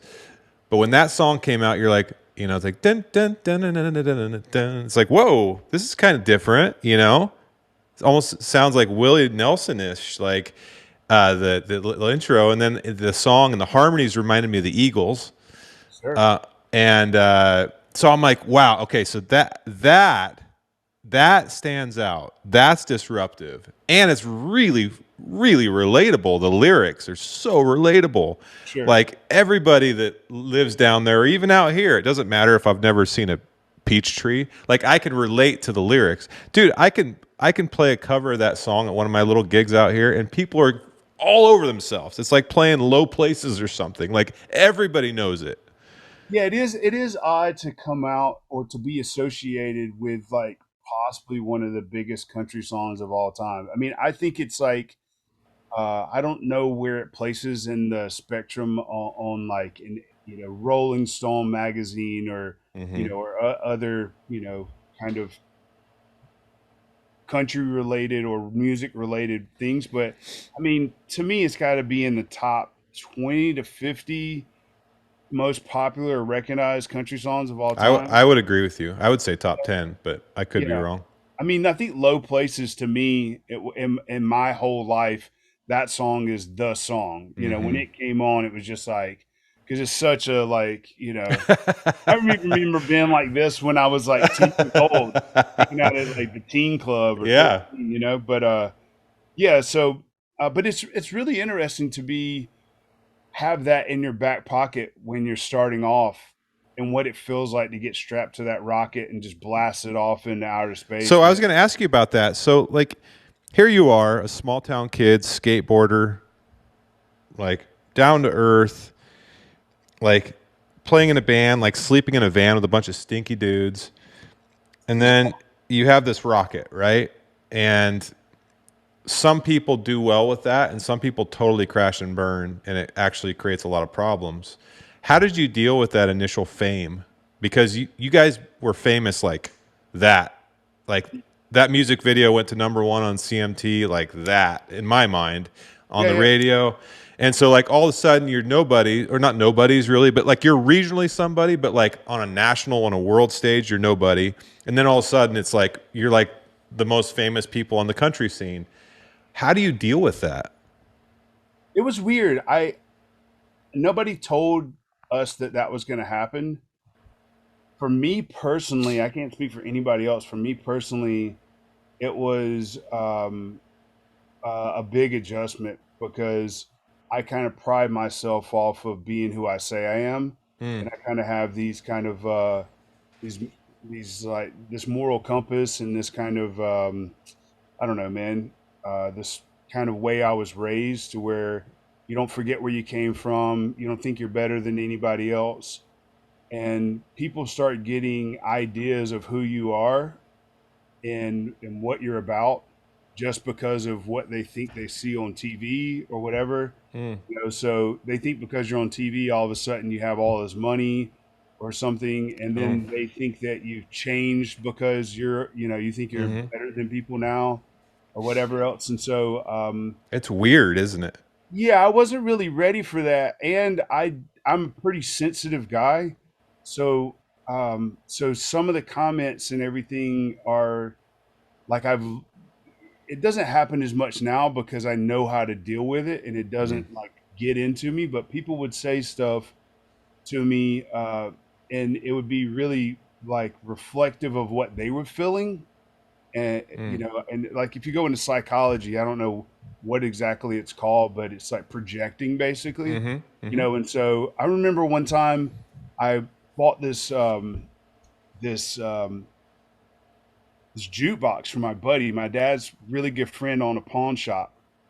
One of the coolest dudes you'll ever meet in your whole life. His name Phil Parrott, and he called me and said, "Hey, dude, I got this jukebox. It works really well. You need to put this down at your place at the river." And I was like, "Killer, dude!" So I went down there. Me and my dad and another buddy. went down. He wanted to charge me like $100 for the jukebox. He was basically just like, give me what I pay for it. Hmm. And I was so stoked about it. And he was like, man, I'm gonna come down there. We're gonna drink some beer and listen to some old tunes. He was like, it still works and everything. And so I'm sitting. We put this jukebox, which was pretty heavy, in the back of this trailer, and I'm like lifting this jukebox up, and this guy comes over, and he's like, "Are you Coy Bowles?" And I was like, "Yes, sir." And he was like, "Do you know my son?" He named his son, and I was like, "That name sounds really familiar, man. I don't know if I remember it." And I mean, meanwhile, don't forget, I'm like, I got like 200 pounds worth of stuff in my hand, lifting it, trying to Hmm. duck in this trailer and everything. And he was like that. He's like, he looks at me and he goes, "I guess that's what it say. You go and get all hot shit and don't remember anybody." Mm. Oh, and I just remember looking at this dude, and I've never really gotten mad and lost my temper before. I've never punched a door. I've always just been really cool. But I just remember being like, I'm about to tear this dude's head off, Mm. you know. And I looked over at my dad, and my dad saw this look on my face, and he comes over and grabs me, and he grabs me by the shoulders and looks at me eyes and is like, "What is going on with you?" And I said, and I just like shook out of it, and I froze there for a second. We put it in there. I got in the truck and I told him what the dude said. And he was like, "Don't worry about that guy. He was an asshole in high school, even back then Mm. and everything." And I just remember like, what gives this guy the right? I've never met him before, but Hmm. to come up to me and tell me that he thinks that I'm like hot shit. And I don't think I am. I never have. I never will. I mean, I am proud of who I am, Hmm. but I don't boast about it. And after that, was when I decided I was out. I checked out. Mm. Like that one moment, I had bought a house on the river, on the Flint River where I was telling you about, Hmm. but I was living in Atlanta as well, and I had this opportunity to buy this like little cabin on the river to where I could have like a getaway.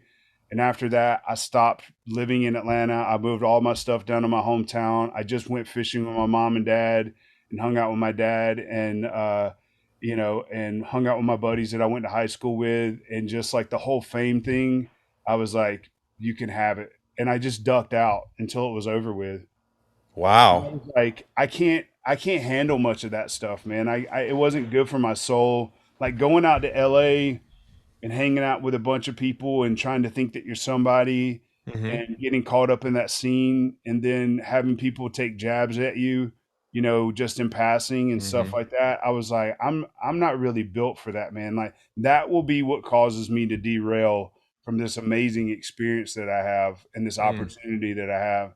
So I just decided I was going to get my rocks off by going out and touring. But besides that, I was going to come home. I was going to live on this river.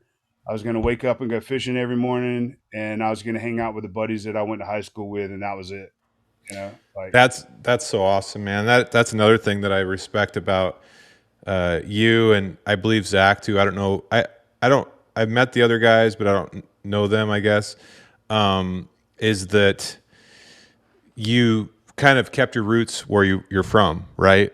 yeah, And that's so cool, man. Like, and I think the world we live in today, there's a lot of opportunity for people to do that if they structure their creative careers correctly. yeah, Um, Obviously there's LA and Nashville and New York, and depending on what you want to do, but it doesn't mean that you got to get so caught up in that scene that you got to live and breathe it every single day of your life. It's like there's very successful people like yourself and Zach that have found ways to stay connected to their roots and even to the names of all your shit. Like the first album, The Foundation, like all Zach's business have something to do with Southern roots or Southern this, Southern that.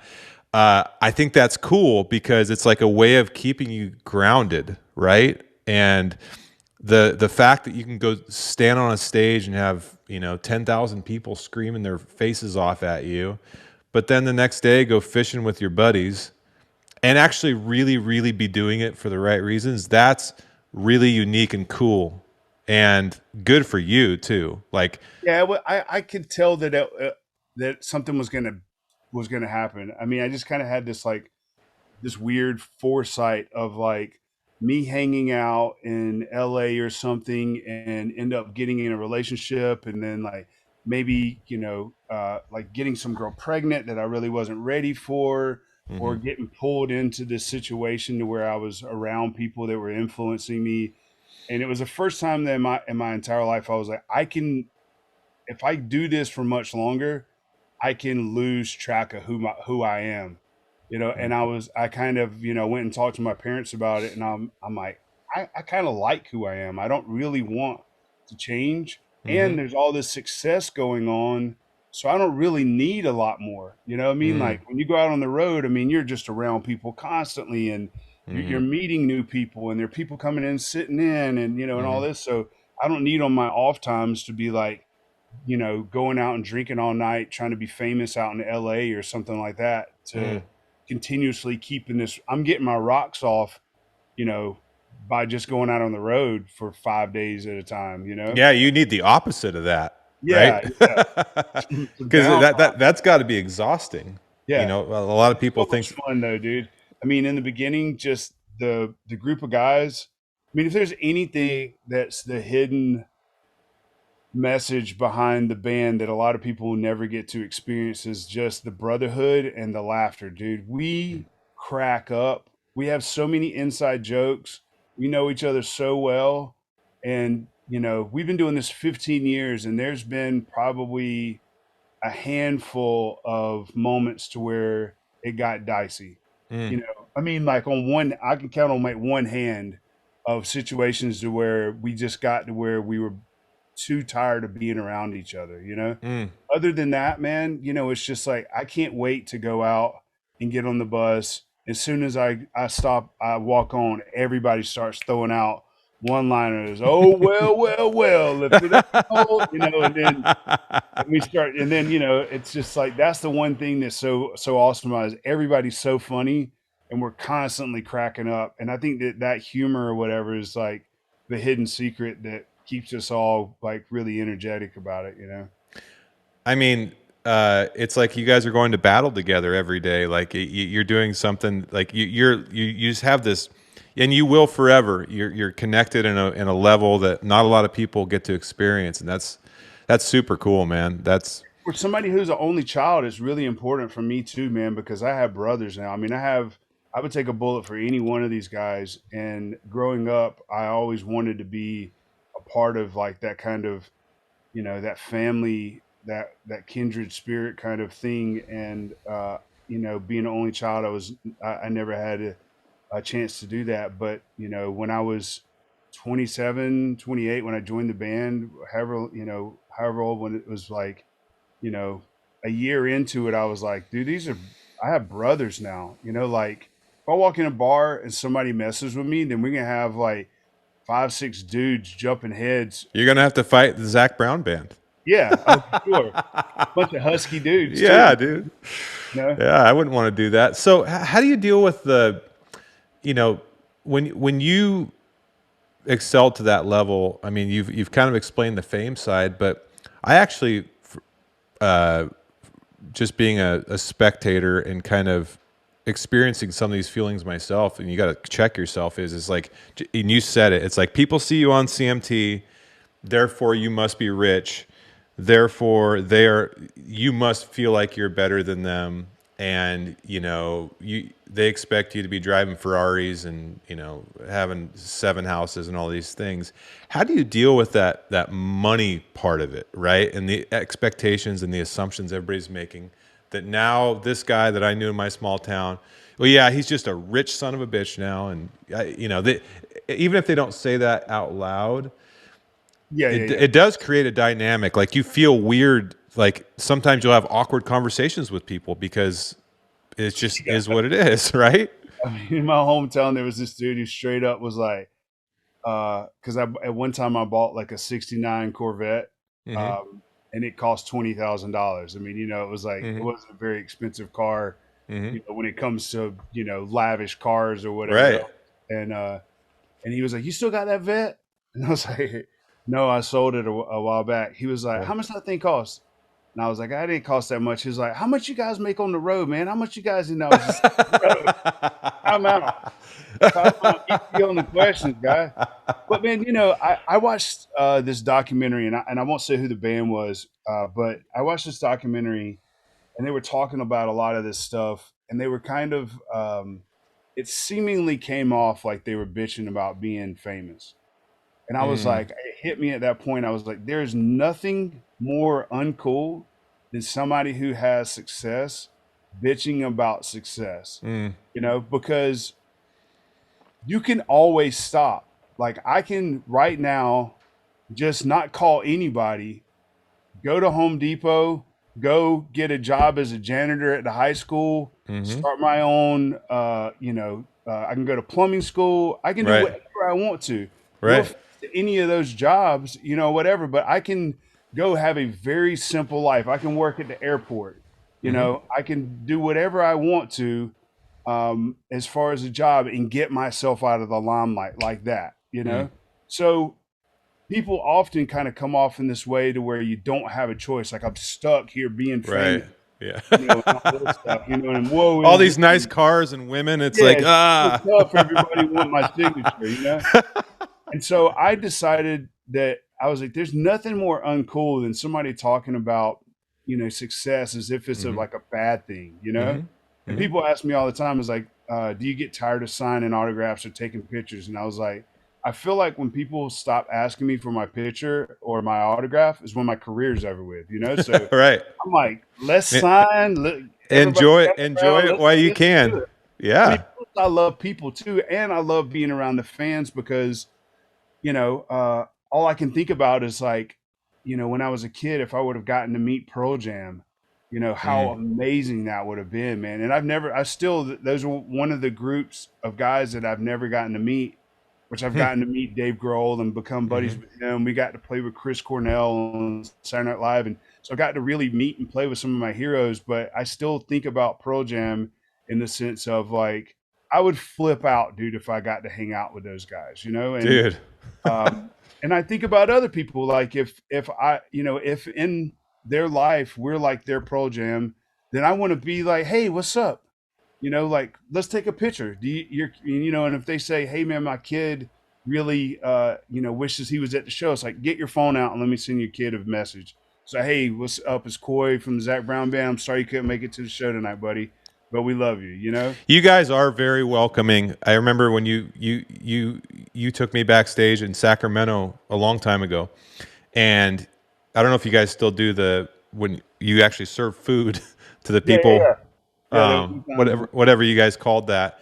I thought to myself, that's cool, man. Like a lot of times,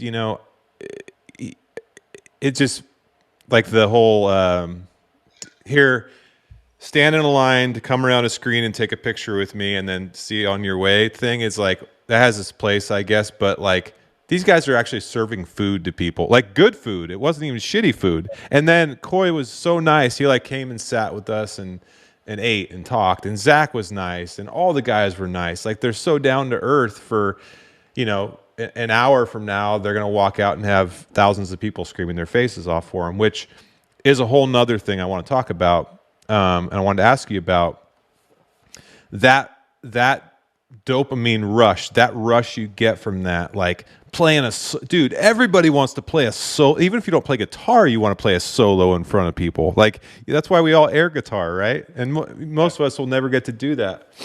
But that rush that you must get when you do that, how do you avoid the crash when you walk off? Like, or has it ever been a problem for you? Like you're so high, like not literally high, but like high on good Yeah, hormones on yeah. the stage, and then you walk off, and it's like like you look at your phone, and like life happens, right? You got text from your wife, or something bad happens, or you got is do you crash ever? No, I think in the very beginning, man, because I had so much positive reinforcement verbally from my parents, when my dad was like, I'm always proud of you, and in this, I really, in the first few years of touring hard, I was really trying to find my place of like, okay, who am I when I don't really have a home base? Like, you Mm, don't touch down at home very often. You're around a bunch of people, you don't have personal space all that much. Like, where do you find kind of your center when it's still swirling around? And I started noticing this pattern. I'd go out, I'd go on stage, we get through playing, and I'd be, oh man, that was amazing. We slayed, dude. Next night I'd go out, I'd play, and I was like, we slayed. I was like, I wonder what the other guys think. I wonder if they're like, if they think it as well. But we're all too busy to start like having these discussions about how good we are or whatnot. And then the third night I'd go out and I think I would be like, man, I think that we did good, but I was like, God, I feel like I need to practice, man. I feel like I need to be better. And then we would go home, and then I would be on this kind of downward turn of like Mm. of being kind of hard on myself for being like I need to be better. And so I practiced a lot while I was off the road and whatever. And then this kind of imposter syndrome kind of started setting in to where it's like I knew guys who were better at guitar than me in Atlanta that I was hanging out with, and Mm-hmm. here I am getting to play in front of 20,000 people, and doing these guitar solos that you're talking about and everything, and these guys could play circles around me, and I started really kind of, going, am I worthy of Mm. this, and kind of doubting that. And then it hit me at some point that like my parents aren't going to be around forever, man, and I can't I can't live life, without being able to tell myself I'm good enough. Mm. So I really started working on the idea that like I have to be able to tell myself that I have value. I have to be able to tell myself tonight was good enough, tonight was good, or I have to be able to tell myself you can be better. So I Mm-hmm. have to be my own judge of where I am, and it's not other people's responsibility. Because when you're a bunch around a bunch of grown men, on the bus and everything, you're like, so guys, how'd you think I did tonight? They're Yeah. like, oh, get out of here, dude. Like, you killed it. You did great, Right. or you could be better. Or they can be like, yeah, you suck. You could always be better, Right. Right. practice harder. So, that was a big wake up call for me, man, to just be able to tell myself that I was good enough without having to hear it from somebody else. Hmm. And That's powerful, man. I think if anything, I never really had a dive. I think if anything, I can still be on stage for a long time when I come back. So if I do get off stage and there's people like, friends or family who want to say hey and everything, I can sit around and talk to people for 30 or 40 minutes and still be really kind of my brain still be on stage. Mm-hmm. And I try not to um be disrespectful of people's time and energy when I'm talking to them Mm-hmm. and everything, but there's only so much your brain can handle at one Right. time. And so they'll be like, man, it's so good to see you. And I'm like, yeah, yeah, what have you been up to? And like, we just did this like 10 times already. And I'm like, Right. okay, let me go splash some water on my face and I'll be right back and I'll try to pull my head back together. Yeah. But yeah, man, that's been a big life lesson for me is for me to be able to tell myself that I'm enough. Mm. And that's easier said than done, and it's easier, and it's a lot more. You have to really dive down into why you doubt yourself, Mm-hmm. why you are even in this place, like what, confirmation you need from Mm-hmm. yourself, how you actually do that. Is it like writing in journals? Is it, how does that happen? Because it's a lot easier to just say, yeah, I'm going to start giving myself a high five when I need it. Uh, than when you really need to do it. How do you actually do it? So that's Mm-hmm. probably been one of the biggest wake up calls for me is getting to know myself in that way. Tough thing to do. Yeah, I mean, and it's also you got a lot swirling going on. You have a lot of you know a lot of different changes within the band as far as like we're constantly adapting to play this show, play this thing. You got to be on a lot of the times. You don't like what we were talking about being famous and all that stuff. You don't want for somebody to be able to meet you for the first time and you kind of be in your head about how you don't think you're good enough. And when you go, or after the show, you still be on stage and they get a chance to see you. And then they walk away and go, man, that guy's a total asshole, dude. Right. I talked to him for 30 minutes and he was like just kind of in a daze the whole time. Mm-hmm. Because it's easy for people to do that. So I try to do my best of like centering in on people and giving them the time and energy that they need. But then you also kind of realize that there's only so much of that juju that you have to give out, and it is what it is, and Mm-hmm. if you aren't on your game when you're talking to somebody, then you can either, send them a text message and just say, "Hey, dude, sorry tonight I was still on the stage." I mean, Mm-hmm. and a lot of people are are cool with that. But I here's what happened, man. I realized that there's different layers of the onion, and the onion is my life, and I'm at the core of this thing, and I have these different layers that I allow people to get in, and so Mm-hmm. I have friends that I love, but we think about politics very differently. We think about Yep. life very, very differently, and they're in this certain layer of the onion. I still connect with them.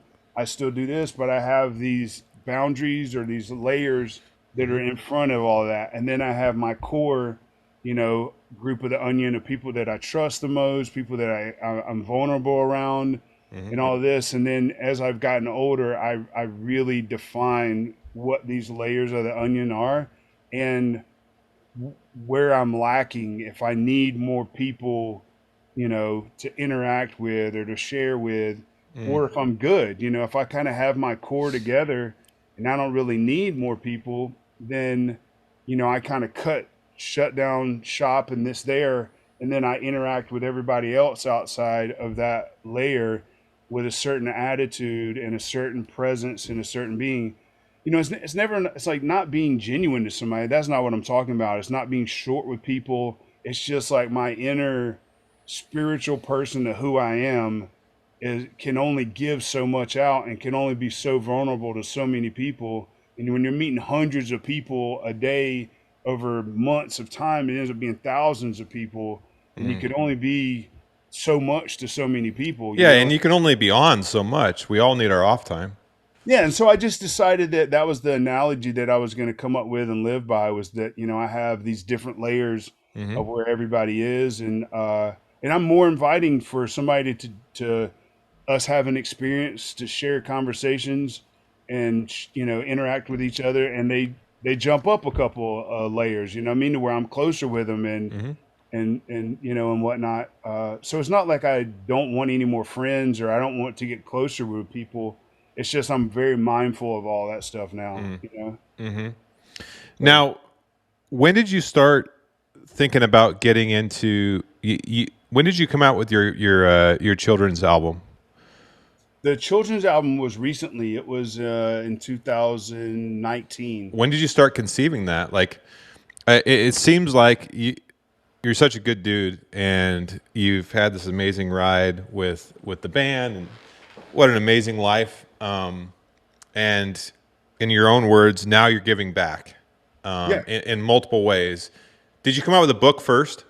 yeah. I came out with a book Okay. about 10 years ago, and it all happened. I had this conversation with my mom around the same time that I decided to check out and like live down at the river. Was just that I felt like I was getting more than I was giving, and I felt like my universe was a little off, and so we had this discussion, and I said, hey, I really want to kind of balance this out.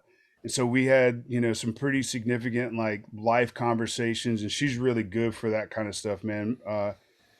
To help me figure out kind of the next steps in my journey and my path. And so I decided I wanted to start creating stuff that I would sell, and then the proceeds from that would go to give back to other people. And so it simply started with me writing a book.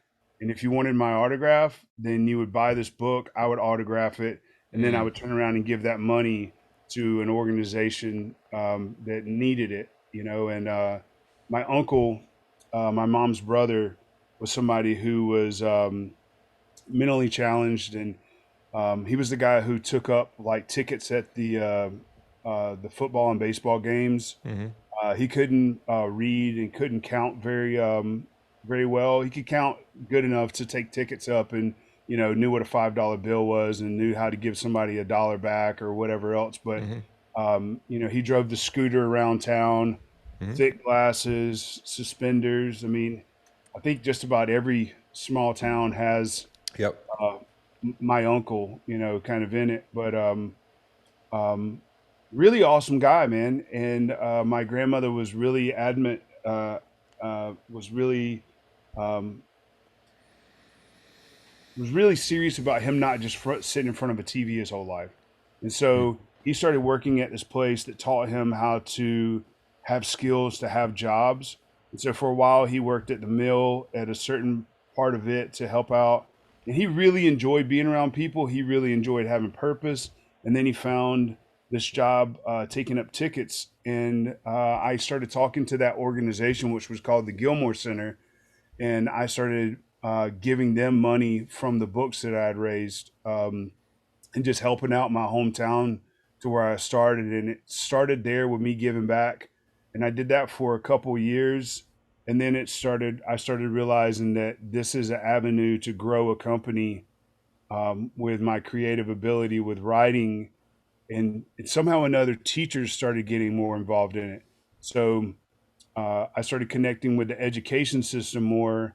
And so that was when I switched gears and started trying to create product that was going to be viable for the education system. Because, um, I mean, if you ask me the answer to any problem that's going on in the United States, I'm going to say education, like gun violence. People need to be more educated about guns. You know, I mean, that's just the beginning of it. I mean, take away like laws or no laws or restrictions or no restrictions. People just need to know more to be more educated so they can all make better decisions. So, I mean, that's kind of like the beginning of being a basic human, in my opinion, you know? So that's where I put all of my interest is starting early, and kids need to be educated on, you know, everything that we can get them in front of them. I have 4 and 5 year old daughters right now. And, you know, when I was a kid, um, basically it's like keep them alive until you can get them into kindergarten and then they'll start learning, you know, and you know that a 3 year old kid, you know, can be really, really smart and know a lot and pick up stuff and be a sponge for information and all this. And so, I mean, the studies are out, man. You know, it's that, you know, from 0 to 7 is where you get this foundation of education. And that has a lot to do with how successful you are in life. Like if you go through severe trauma in those ages, you know, then there's you know, a chance that that's going to stay with you for a long time. If you're around successful people, you know, and it doesn't have to be financially either, but just successful people who know how they feel, who know how to communicate, who know how to read, who know how to, you know, have to carry a job, support their family. And if you're around these positive figures at a young age, then it's outstanding what that affects a child's life, you know? And so I'm kind of, that's where I'm at right now as far as giving back. So it started out with writing books, and then it is slowly evolved to writing more books. And then that turned into writing music. And then now I'm working with a company called Lakeshore Learning, and we do like educational kits for classrooms, to where I sit down with them. We design an entire program basically that teachers can use to help kids in a creative way get to have these fundamental foundations of knowing how they feel. You know, one thing that I grew up around was my mother and father were very communicative with each other.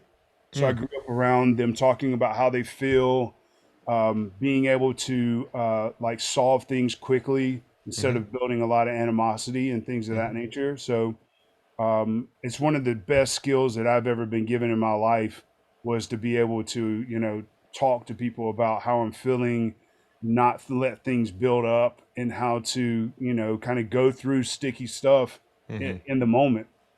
And that's something that I think every kid deserves to have. I think every kid deserves to know how they feel and how other people are feeling around them, and how to be able to communicate that.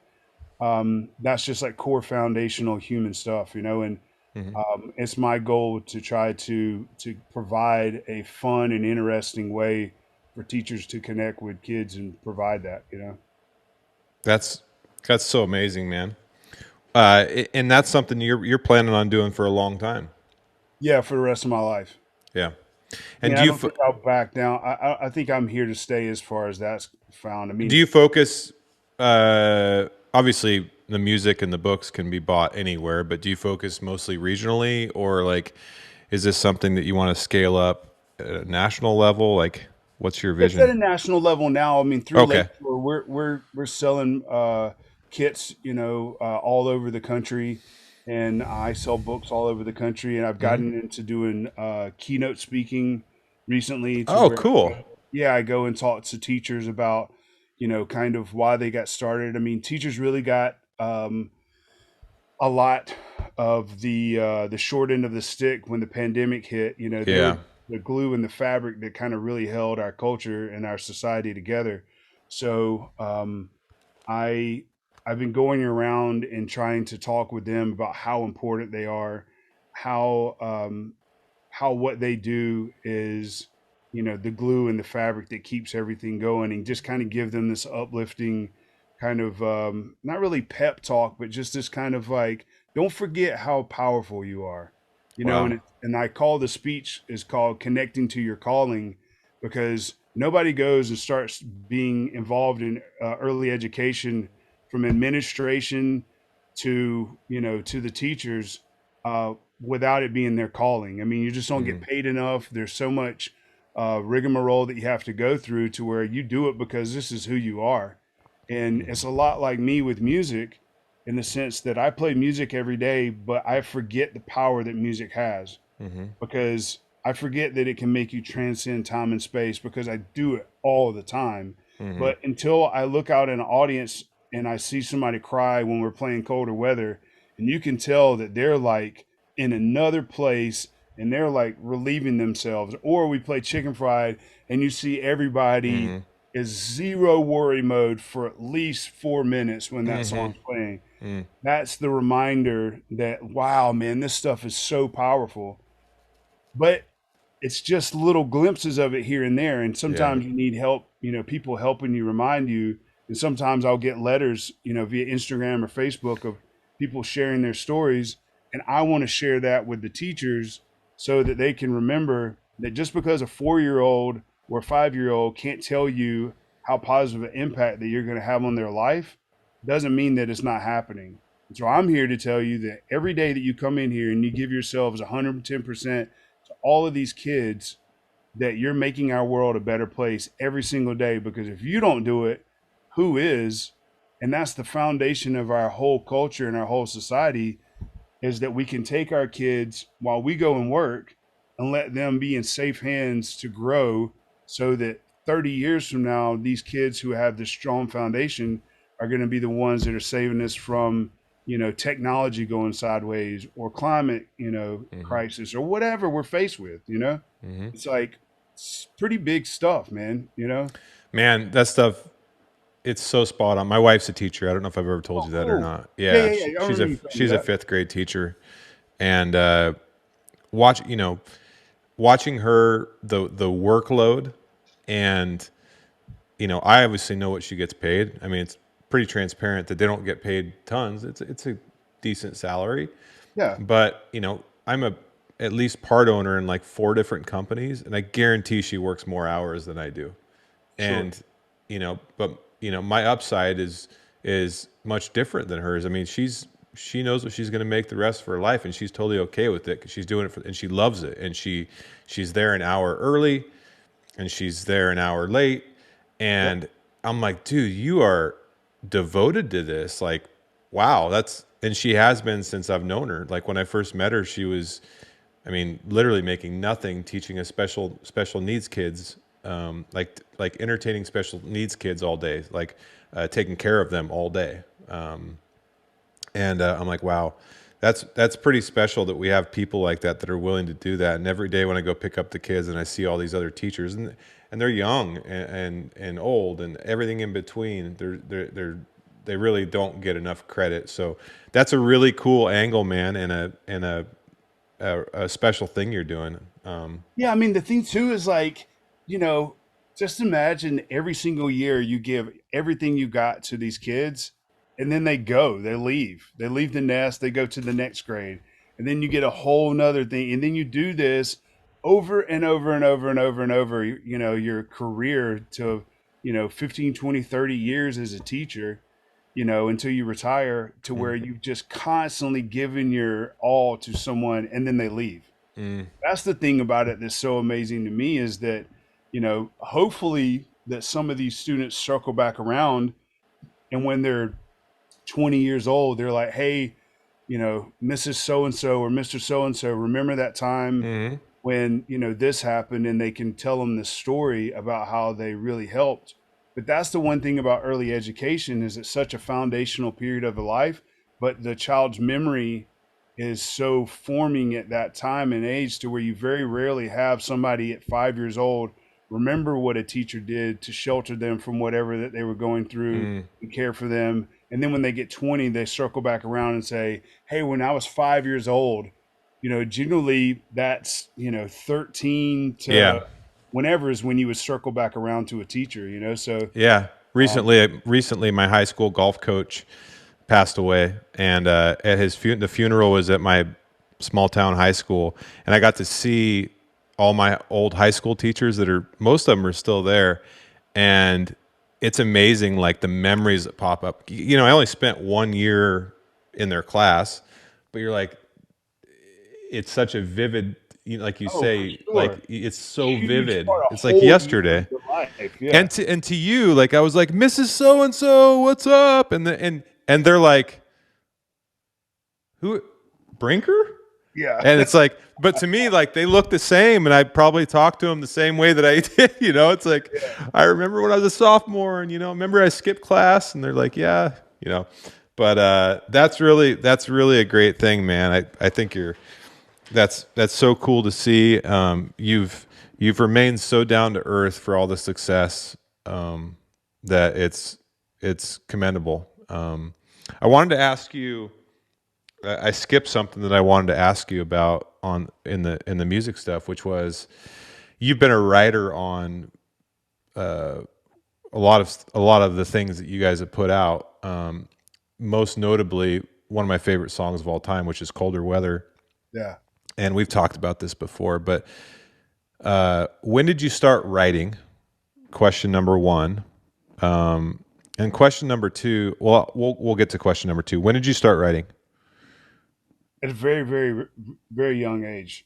As soon as I started playing guitar, I would learn a song like, say, Smells Like Teen Spirit. Yeah.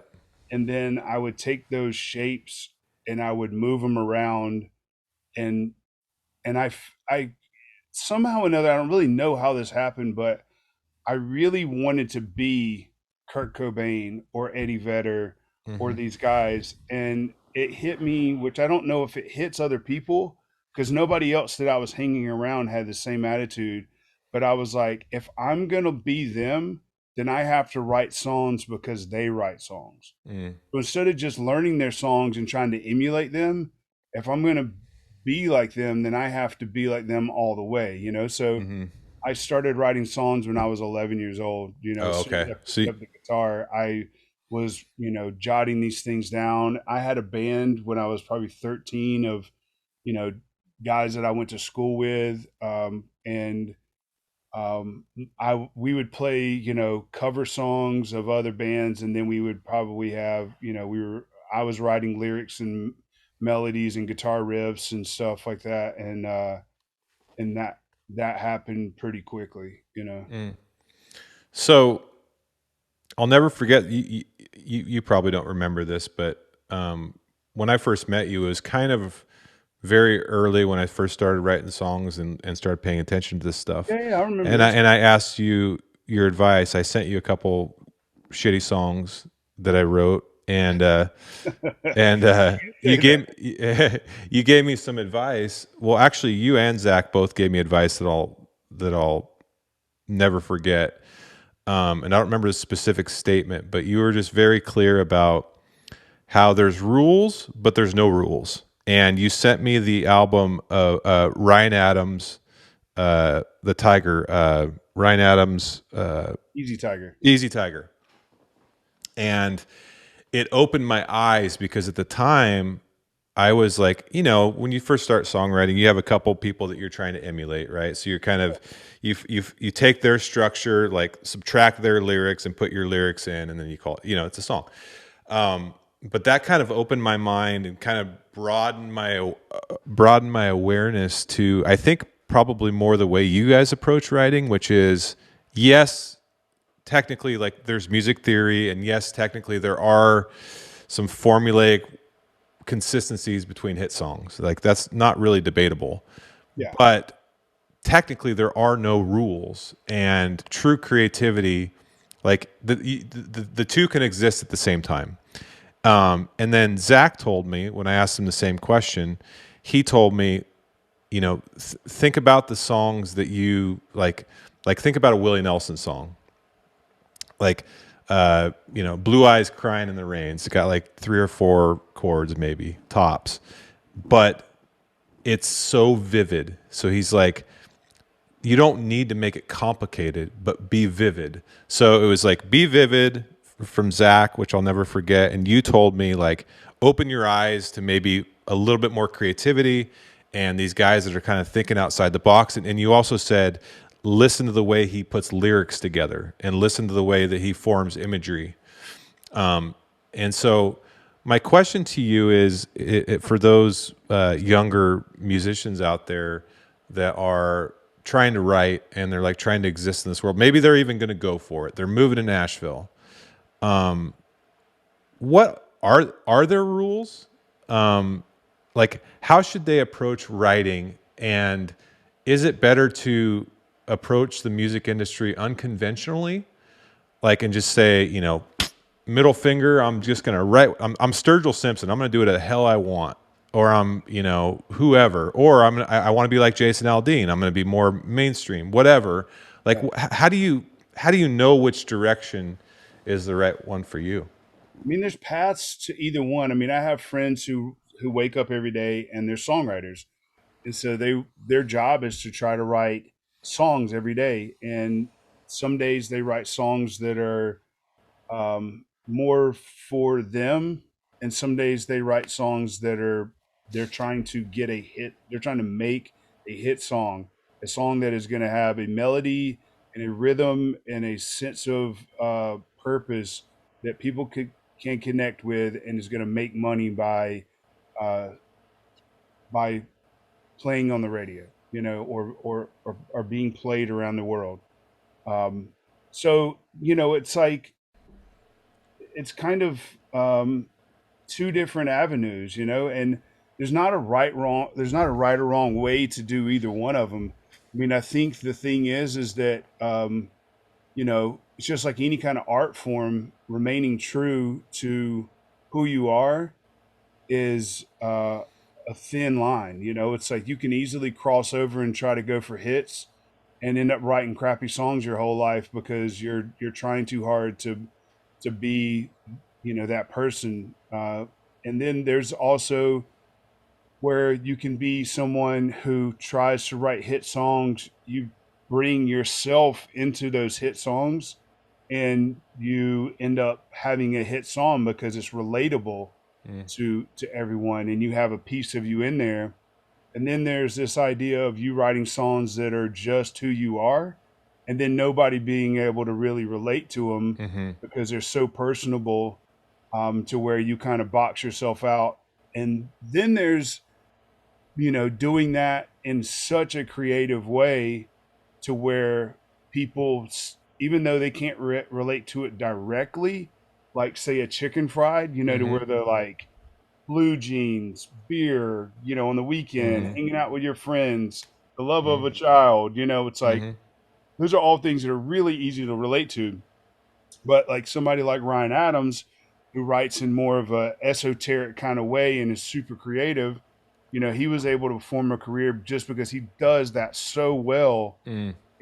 and and some people write songs for other people, and some people write songs just for themselves. And there is no way here or there. It's just you have to be aware of what the world is saying to you. You have to leave your antenna open enough to pick up on, what your purpose is, what your drive is. Is your drive to be famous and make a lot of money? Is your drive to be famous and you don't care about the money? You just want to, everywhere you go, people recognize your face. Mm-hmm. Is it that you want respect from your fellow musicians? You want Vince Gill to look at you and go, now that guy can write a song, but you never Mm-hmm. made a dollar in your life off of it? Mm. Or do you want it to be all of that? It's like, or do you just want to sit in your house, write songs, go out and play them, around, and everybody in your hometown goes, God, this is an amazing songwriter. He could totally do Mm-hmm. something. And you never do it, Mm-hmm. but you live your life to where you're fulfilled. I mean, I think that there's all of that can happen. I think the one thing that's really interesting with music is that everybody expects you to be like compared to the top of the top. Mm. It's like it's a really interesting thing because I don't really know of another art form or sport or anything. Like, say for example, if you and I were to go in the backyard and start playing basketball, Mm-hmm. and we would get some guys together and start playing basketball on the weekends, and it would become a thing that over the next 5 years we really, put some time and energy into it. People get better, whatever. There would never be a thought in our mind that we would actually play in the NBA, or that we would Right. ever be able to even hold the ball and play with professional athletes. We would just get one person in the NBA would be able to beat an entire group of amateurs. Right. You know what I Right. mean? Yep. You don't ever compare yourself to like the real thing because it's impossible. But for some reason with music, you think, as soon as you start picking up a guitar and writing songs, you're like, okay, how do I compare to like the best of the best Mm-hmm. instantly? And to me, it's like, it doesn't work like that. Right. It's like it takes a long time to get to where you can even compare yourself. But for some reason, it's such an instant, kind of comparison. And I don't really know what causes that. But that's the Mm. one thing that I try to tell people is when you start playing music or you start writing songs, is like be aware of what you're comparing yourself to Mm. and make sure that it's not the top of the top of the top. Mm. And these are guys who've been doing this for 30 years, or their dad was a songwriter, or they're just one of these people who are professional athletes at writing songs, Mm-hmm. and they have this crazy gift. They're the LeBron James of songwriting, what I Mm-hmm. mean? And they've been good at it since they were 17 years old. It's like compare yourself to, a relative environment, Mm-hmm. or go for it, you know, Mm. sell everything you got, get in the back of a van, travel around, eat bread and hot dogs for the next 20 years until something happens. And then you'll know if nothing happens, you're not that guy. Or you can say, I died trying. But, Mm-hmm. it's somewhere in the middle. There's not like a secret path to where, you, there's not really any advice, only in that you have to leave your radar open. You have Yeah. to get out there. You have to listen to as many people as you can. You have to learn as much music as you can. You Mm-hmm. have to be a student of the craft. And you really have to immerse yourself in the environment. I know very few people who are professional songwriters or professional musicians who all of their best friends aren't other musicians and stuff. It's like I don't really know anybody who writes hit songs who's you know has another job doing something else. Mm-hmm. Not that it can't be possible, but it's you, you know it's you know it's just kind of part of it. But that's not to say that if you're somebody who has a day job, that you shouldn't put your heart and soul into writing the best songs that you can. Yeah. Because here's where I ultimately come to with music, is that it's amazing to have it in your life. It's so important of an outlet, and Mm. so important of all the power that it has to connect you with yourself, to be another type of mental therapy for yourself, to be this release, this connection with growing and all this other stuff. And then when you get around a musician who does it professionally, you can be like, hey man, I got a song. And they can listen to it and go like, whoa, dude, that's a great song. And then you're Mm. like, killer. Do you want to record it? And they're like, maybe. And then Probably not, but yeah, it doesn't mean it's or yeah. maybe yes, or maybe not. But it's Right. like, to me, none of that stuff matters. It's Yeah, like, but it goes back to what you said, and I think this translates into most industries. The one that I'm closest to is like our hunting industry. A lot of people will get into hunting, and because of social media and how quickly we can, like YouTube, they want to come out west and kill a giant bull their first year elk hunting by themselves on public land with a bow and all these things. And it's like, whoa, whoa, whoa, whoa, whoa, whoa, whoa. I mean, there's people that live and breathe this stuff for 30 years and don't do that. Not to say it can't happen, because it does, but it's just so you don't let yourself down. Like, having like big goals is great, but also having micro goals is even better. That's kind of where I've kept my music. To your point, Coy, is like, I do it because I really get fulfillment out of it. totally. And I, just like anybody, I love the fact that I can go play a local show and people are singing my songs. Like, Yeah. that is cool. I don't need it to be 5,000 people. Would I Yeah. like that? Sure. Who wouldn't? Yeah, But I mean, who wouldn't like but to kill the bull in the first hunt either? It's like, no. I love that. But the biggest lesson I learned was kind of what you said in the beginning, which was, I've released songs to my following that were what I would consider like, I wrote it with mainstream songwriters, and that's like a song that I think, I mean, it may not be me singing it, but I think it could be on the radio. yeah, And they did okay for me. Like, it was okay. But then I'll release a song that's like totally 100% me, like yeah, without boundaries, and it's like in my, like, people would say, it's like, that's so niche, that's so niche, and it's like, but I don't care, because I'm not trying to get on the radio. That's actually what I want. I want to. That's my way of like putting myself out there and on paper. Like, this is like my painting. This is my whatever. This is my art. And being so, creative. yeah, when I put out a song like that, my following loves it. Like, that's what they want. And it's like, every single time I have to learn this lesson. It's like, well, but if I can do that, maybe I might read a more mainstream thing. And it's like, well, maybe, but like, why wouldn't I just keep doing that? That's what I like to do anyway. So I'm going to do it my whole life, whether it ever breaks even or is profitable or not. I'm going to continue to do it. I'm going to Nashville next week. I'm going to record 3 songs that are super niche, but I love them. And that's what I'm going to record. I don't give a shit what anybody says. I'm going to release them. And that's what I'm going to keep doing. And I think what I've found is that's actually when it is more successful, as opposed to, there's like you said, there's like being completely inauthentic. People smell that shit, man. Like, I couldn't write Chicken Fried. I can't write Chicken Fried. Like, I have similar experiences. I relate to it, but I didn't grow up, like, I don't even know what a Georgia pine is.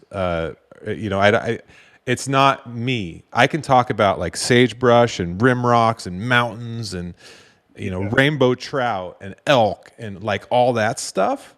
yeah, So like, but then there's this middle ground of like, if you are somebody that, and it's something I didn't do, but if you are going to go after it, like Coy said, and like sell everything like these guys did, live in a van, you got to find that thin line between being like, not being so personal that, like, Coy, have you noticed, like, when a lot of people start writing songs, it's like 6-minute, like super introspective, like chain of thought, like, yeah. and it's like, to you, it's like, you want to, like, I remember writing these songs, like, it almost makes yourself cry. You're like, oh, this is so great. But then like people are like, okay, like, I was done 5 minutes ago. Yeah. So it's like finding, it's like finding that middle ground, but that's hard. I have friends that are like full time going after it. And since I was blessed with a lot of experience in the last 15 years in building businesses. And so, and musicians, a lot of time, because it's like all in or nothing, they don't get a lot of that experience. So they'll call me for like marketing advice or financial advice or whatever. And, the thing I've noticed is sometimes because they're in that Nashville machine, they have a hard time kind of pulling themselves away and looking at it more like a business. Like, okay, if this was a bit, if I was a business, because that's what they're trying to do. They're trying to make money. I mean, it's a business. Yeah, How do I, like, if you want to build a startup business in any industry, one of the first steps that you take, well, first you have to have an idea. Second, you have to have like a logo and a name and all these things. But third, most importantly, you got to figure out how you stand out. Like, what is uniquely you in this business to where you can scale upon that, and then no one can compete with you. That's just basic. So I'll see these guys that they're just putting out the same shit everybody else is, and it's nothing bad. Like, it's actually really good. But when I listen to it, do I get to do I get to know this person? Do I know anything into, like, when I listen to your guys' albums, at the end of it, I feel like I know something about each person that was involved in that music, and sure. it's unique. I don't feel like I'm getting fed like an algorithm or a formula. Do you see what I'm saying? It's Oh, for like sure. figuring out kind of your just, and it doesn't have to be so different that it's weird necessarily, but it's like just something. Like, tell me about you. Be vulnerable. Like, tell me an effing story that I'm like, holy shit. Yeah, it's That, tough, man, because there's a lot riding on that, especially like when you get to the top, yeah. like seemingly like we have, it's like that's when it's harder to stay on top than it is to get to the top. Mm, I mean, that comes across on every industry that there is. There's just more pressure. I mean, even with athletes or whatever, you get to where you're there, then that's when you really got to start working. mm, Stay up there, and that's probably the most exciting part of this thing that I'm the most grateful is that it's led by Zach, and everybody follows along, and we all believe in it, but we never want to do the same album. And we've had some albums that were more successful or less successful than the others, mm-hmm, but you know we've constantly grown and did these different albums and adventured into creativity and all that, and that's ballsy, man. Because there's no proof that you're going to be able to do it again. It's like after they did the foundation, and we were doing "You Get What You Give." We won Artist of the Year, Grammy for Artist of the Year, and there's a a jinx on that award to where it's kind of like a one hit wonder thing to where your sophomore follow up album is mm, disastrous. And that's when we came out with "You Get What You Give," which had Colder Weather and mm-hmm, all of these other tunes on it. And and we kind of proved ourselves that at least we made it through that. And then we came out with "Uncaged," which ended up winning Grammy for Country Album of the Year, which was a very diverse album. oh And my gosh, so creative, man. That album is so creative. and it's like that's the thing that I've been the most proud about is that, man, we really take the risk, and we take it like right on the chin too. I mean, it's not like there's this kind of like we're going to do a little bit something different and we're going to see how it goes. We're always trying to make the absolute best music that we can within the constructs of that we're wanting to try to adventure into new stuff. And like perfect example is like the album "The Owl" is where some people Mm, were like oh, these guys are trying to do this or that, mm, or they've lost their sense. We really wanted to do an album that was higher production. We wanted to try to do stuff that was more pop related, mm-hmm, and whether it connected with the fan base in the way that we wanted to or not, we were like, this is what we want to do, and we're going to go for it. And, mm-hmm, and going back and listening to that album, I think that we accomplished that. Now, whether it connected with our fan base or not is a totally different, that's a right. completely different conversation, but we Mm-hmm, still, hung it out there for everybody to, um, to take a swipe at it, you know what I mean? And you know, it was on the chopping block and we went for it, you know, and that's one thing that I'm really proud of, man, is because I know there's a lot of artists that I respect, and I have a lot of admiration for their skill level as far as like how they sing or how they play or their writing. But from one album to the next, it's pretty much the same album with Mm-hmm. different songs on it, you Mm. know. And the people who take the risk musically and dive into creativity in a different way, to me, that's where I personally find the most joy in being creative and also admiration for creative people. You know, Jason Isbell is a great example of that. You know, Mm. amazing songwriter, amazing, uh, amazing musician. But from album to album to album, he's had great songs, but he's tinkered with production. He's had some that were more acoustic. He's had some that were more rock and roll, Mm-hmm. you know. And I'm sure that, you know, there's somebody going, dude, if we could just get a little bit of production in here, a couple Mm-hmm. snaps and some whatever, you'd have Mm-hmm. your Jason Isbell will be another player in a hit song, you know, and Mm-hmm. everything else. And he's like, no, I'm going to do a rock album because that's what I want to do. You Mm-hmm. Yeah, know? And Sturgill Simpson did the same thing. Came out yeah, with that rock album, yeah, and it was crazy. I mean, it wasn't even remotely the same as anything that I've. You know what I mean? That, to your point, that's really ballsy, yeah, yeah, really ballsy. And the other thing I appreciate about what you guys do is like from track to track, and it seems like I don't know if you guys have like a behind the scenes like we got to have a reggae, we got to have a kind of what bluesy, we got to have a jam song, we got to have this or that. But when I listen to them, like I'm hoping I can tell. Like I'm always going to get stylistically, there's always going to be a nice variety, but it fits together, but it's a variety, and I like that rather than listening to an album and it's basically all the same. Like it fits together too much. Like there's always one song on your guys' stuff where I'm like, dude, that's really out of the box. yeah, yeah, Uh, and then there's always one where it's like that could be on the radio, yeah, and then there's always one that I want to listen to on the beach. yeah. You know, and But yeah, the getaway is song. is that intentional? Somewhat and somewhat not. I mean, there's not like a checkbox that we go through and it's like, okay, beach song, Right. you know, or boat song, that's checked or whatever else. But there's definitely stuff that we connect with, you know, to where we like, you know, these different genres and we connect with them, you know, more to where like the escapism thing, uh, I think is something that we all really enjoy with music. Mm. Those tunes that are on the album that have like a really catchy melody that are about just like let it go for right now and just, you know, we really enjoy that style of music. And it started with probably Bob Marley with almost all of us when we Mm. were younger, you know, and we all go back to, you know, being 18 down on the beach at spring break, Bob Marley playing or Sublime playing or Yeah. something like that, and it just being like, you know, for at least this song, everything is good. I don't know what's coming on next on the CD player.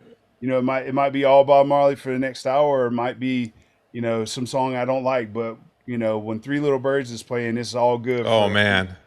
this 3 or 4 Absolutely. minutes. You know, and I think that that's something that everybody in the band still really they embrace that, and so we kind of always end up having that song on the album because it's such a huge part of our own lives, you know, and how we grew up and how we listen to music, you know. Well, it's cool, man. They don't come off like they. That's what I'm trying to say is like, yeah, they are like. There's always that song, but they're unique and they stand out, but they fit in. They don't come off like forced or anything. That there's and they feel good Yeah, from a consumer's perspective, like a fan's perspective. I've never thought, man, they're just trying to throw another beach song on here. It's not like that. It's yeah, not like that at all. we don't try to do that, so it's good that it comes Yeah. off like that Yeah, because yeah, no, it would be a absolutely. shame if No. it did, you It, know. it definitely doesn't, man. It comes off really authentic. Um, First of all, dude, congratulations on such an amazing life. Like you're a great dude. I've really enjoyed getting to know you. Yeah, The same here, the dude. times that we've had, and you guys tell me a little bit about what you got coming up in terms of books, uh, initiatives, the tour. Like, what do you Yeah, got? a lot of cool stuff going on, man. So we're out on a new tour right now, that'll be going basically all year long, and it's called Out in the Middle. This is probably one of the best shows that we've ever done in our entire lives. So whenever you listen to this, you should definitely go and see if we're coming to somewhere near you, because this is a really killer show. Robert Randolph is opening up for us. Um, I won't spoil it, but by the end of the show, there's like 15, 20 people on stage.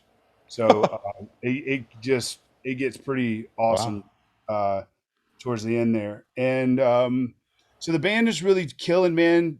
Everybody's in really good spirits. And kind of enjoying this post. I know we're still in the middle of the pandemic and everything else, but there seems to be like at least a dip right now to where we're getting to where this is something that we have to live with. So, I mean, it really trashed the music industry, man, to where we were, gone away from playing music for 18, 19 months. So the idea that we get to go play shows now, I mean, every time I walk out on stage, I'm just like, oh, yeah.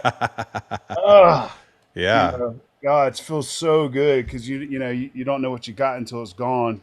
Even though we were super grateful for it, the entire time. But there's definitely an extra sweetness to playing these days. And so as far as the band's doing really great, man. We have an album that just came out not too long ago called "The Comeback," and it's basically the idea behind the album is somewhat of we all just went through this really intense period, and we're everybody's trying to find their way back, kind of thing. And so that was what the album kind of represents. And it's great, man. I think this is probably one of the best albums that we've ever done.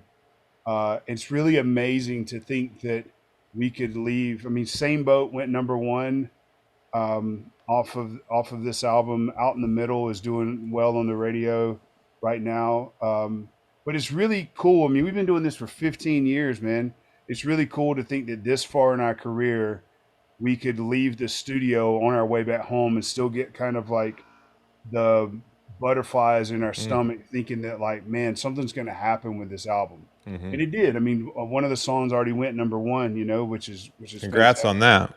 Yeah, so I feel really good about the album. It feels like us, man. It feels like we did it in this unique way to where a lot of the things that we did in the beginning, we decided that we wanted to do those again, but we wanted to change up some other things. So it feels and sounds like you know, a lot like what we did on the first couple of albums. But yet it's a newer version of that, somehow or another. We're still being unique to growing and where we are now. Um, and then as far as me and my advocacies with kids and education and books and creativity and all of that, later this year, I'll have a new kit coming out with Lakeshore for kids. If you're a teacher or anything like that, you can check that out. Well, me and my buddy Carlos, who write children's music, we have another kids album coming out, which is really, really awesome. Probably better than the first one as well. And then I'm doing a bunch of keynotes as well this year. So How do people get in touch with you if they want to try to figure out a way to get you out to their area to book you for a keynote? yeah, pretty much everything is on coybowles.com. So Okay. CoyBowles.com. You can find out about the books, the music, tours, speeches, any of that. We're redoing the website right now, so it'll be slam up coming in a couple of or a little bit from now. And what else? Yeah, and you can follow me on Instagram. I mean, I'm always kind of posting pictures from the road, or I just anything I think is funny and cool and unique, and trying to be a positive force in the universe. So follow me on Instagram and Facebook. I get on Twitter a little bit here and there, but mostly Instagram is the place to where you can kind of figure out what I'm up to. Um, but yeah, man, I'm the future's looking bright, dude. I feel really good about things to come. Feels really good. The band's firing on all cylinders. All of the work that I've been putting into being a part of the positive and giving back since I've had such a blessed life is really paying off in the sense that I'm just now starting to make a groundswell. And I created this company called Koiko, which stands for Creative Opportunity Yields Creative Output. Oh, So cool, man. if you give a kid a camera, they'll learn how to take pictures. If you give Hmm. kids an early foundation of learning, then they're going to be successful kids. So Hmm. they have to have the opportunity before they can have the output. So that company's doing well and building and growing and getting more involved and and light shined on it and everything. So, yeah, man, I'm just really blessed. I just got to find time to, Go fishing. yeah, you nailed it. I was about to say, what do I need time for? And it's like, yeah, going fishing. Well, I appreciate you taking a couple hours out of your day to jump on here, buddy. And I'm for sure gonna see you on the road somewhere. I don't know what city yet, Yeah, bring it, but dude. yeah, hell yeah, dude, I'll be there. I can't wait. I don't think you're coming out here till October, so I might fly out and go somewhere, but we'll see. Yeah. Are you guys playing Red Rocks this year? No, we haven't played Red Rocks in a while. We play City Field, not City Okay. Field, but the baseball Okay. stadium there. Yeah, sorry, play That's all right. baseball. No, dude, I'm sure it's hard to keep it all together. But thank you so much, man. I appreciate you. Thank you for all the good things you're doing to the world and all the positive things. One last question, and then we'll cut it off. Yeah, yeah. One piece of life advice for people listening out there. Just anything. Anything. Yeah, man, I would say the biggest thing that I've noticed um, as far as making a difference is you got to keep your antenna open, man. You got to keep yourself vulnerable. You got to keep yourself where you're always willing to grow, always willing to learn. And what I mean by antenna, it's like your soul, your mind, your whole thing. Keep it open to seeing the signs, to hearing people's stories, to following your heart. If you shut yourself down and you think you know what you got going on and you think that you know best, then you'll stop seeing the signs for the future and where growth is. But if you really keep yourself open and vulnerable to change, and you can't grow without being vulnerable, man. That's what it's really about. And as soon as you think you know it all, then that growth really takes a hit. So that's the one thing that I've found, that if I keep myself open, vulnerable for growth, really listening to people, really trying to tune in on what's going on in the world and where I fit in, then I see the signs and the next step is right there in front of me. And I know what I need to do, just because the world is kind of giving me, the map that I need to follow. The journey's kind of laid out in front of me. And it feels really good when you're connected in that way. So, and that, man, and treat the people that are around you good, because you never know. And if anything, nothing's promised, man. Tomorrow's not is there. There's never a promise that tomorrow is going to be there. So you only get one shot at this whole thing. So if you're going to do it, whatever it is, if you're going to start a small company in your garage, or if you're going to go on a hunting trip with your buddies, do that shit now. You Yeah. know, do it now.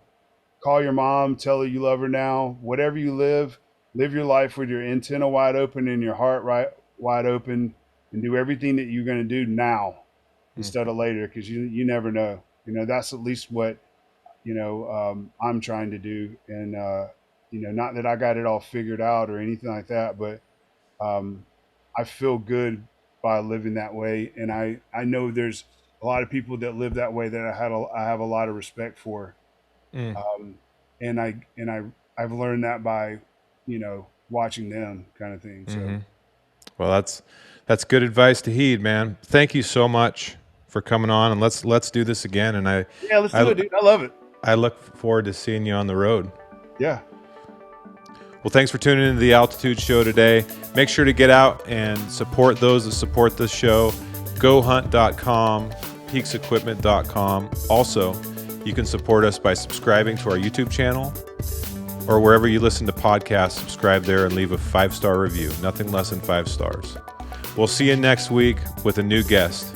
Have a great day, everyone.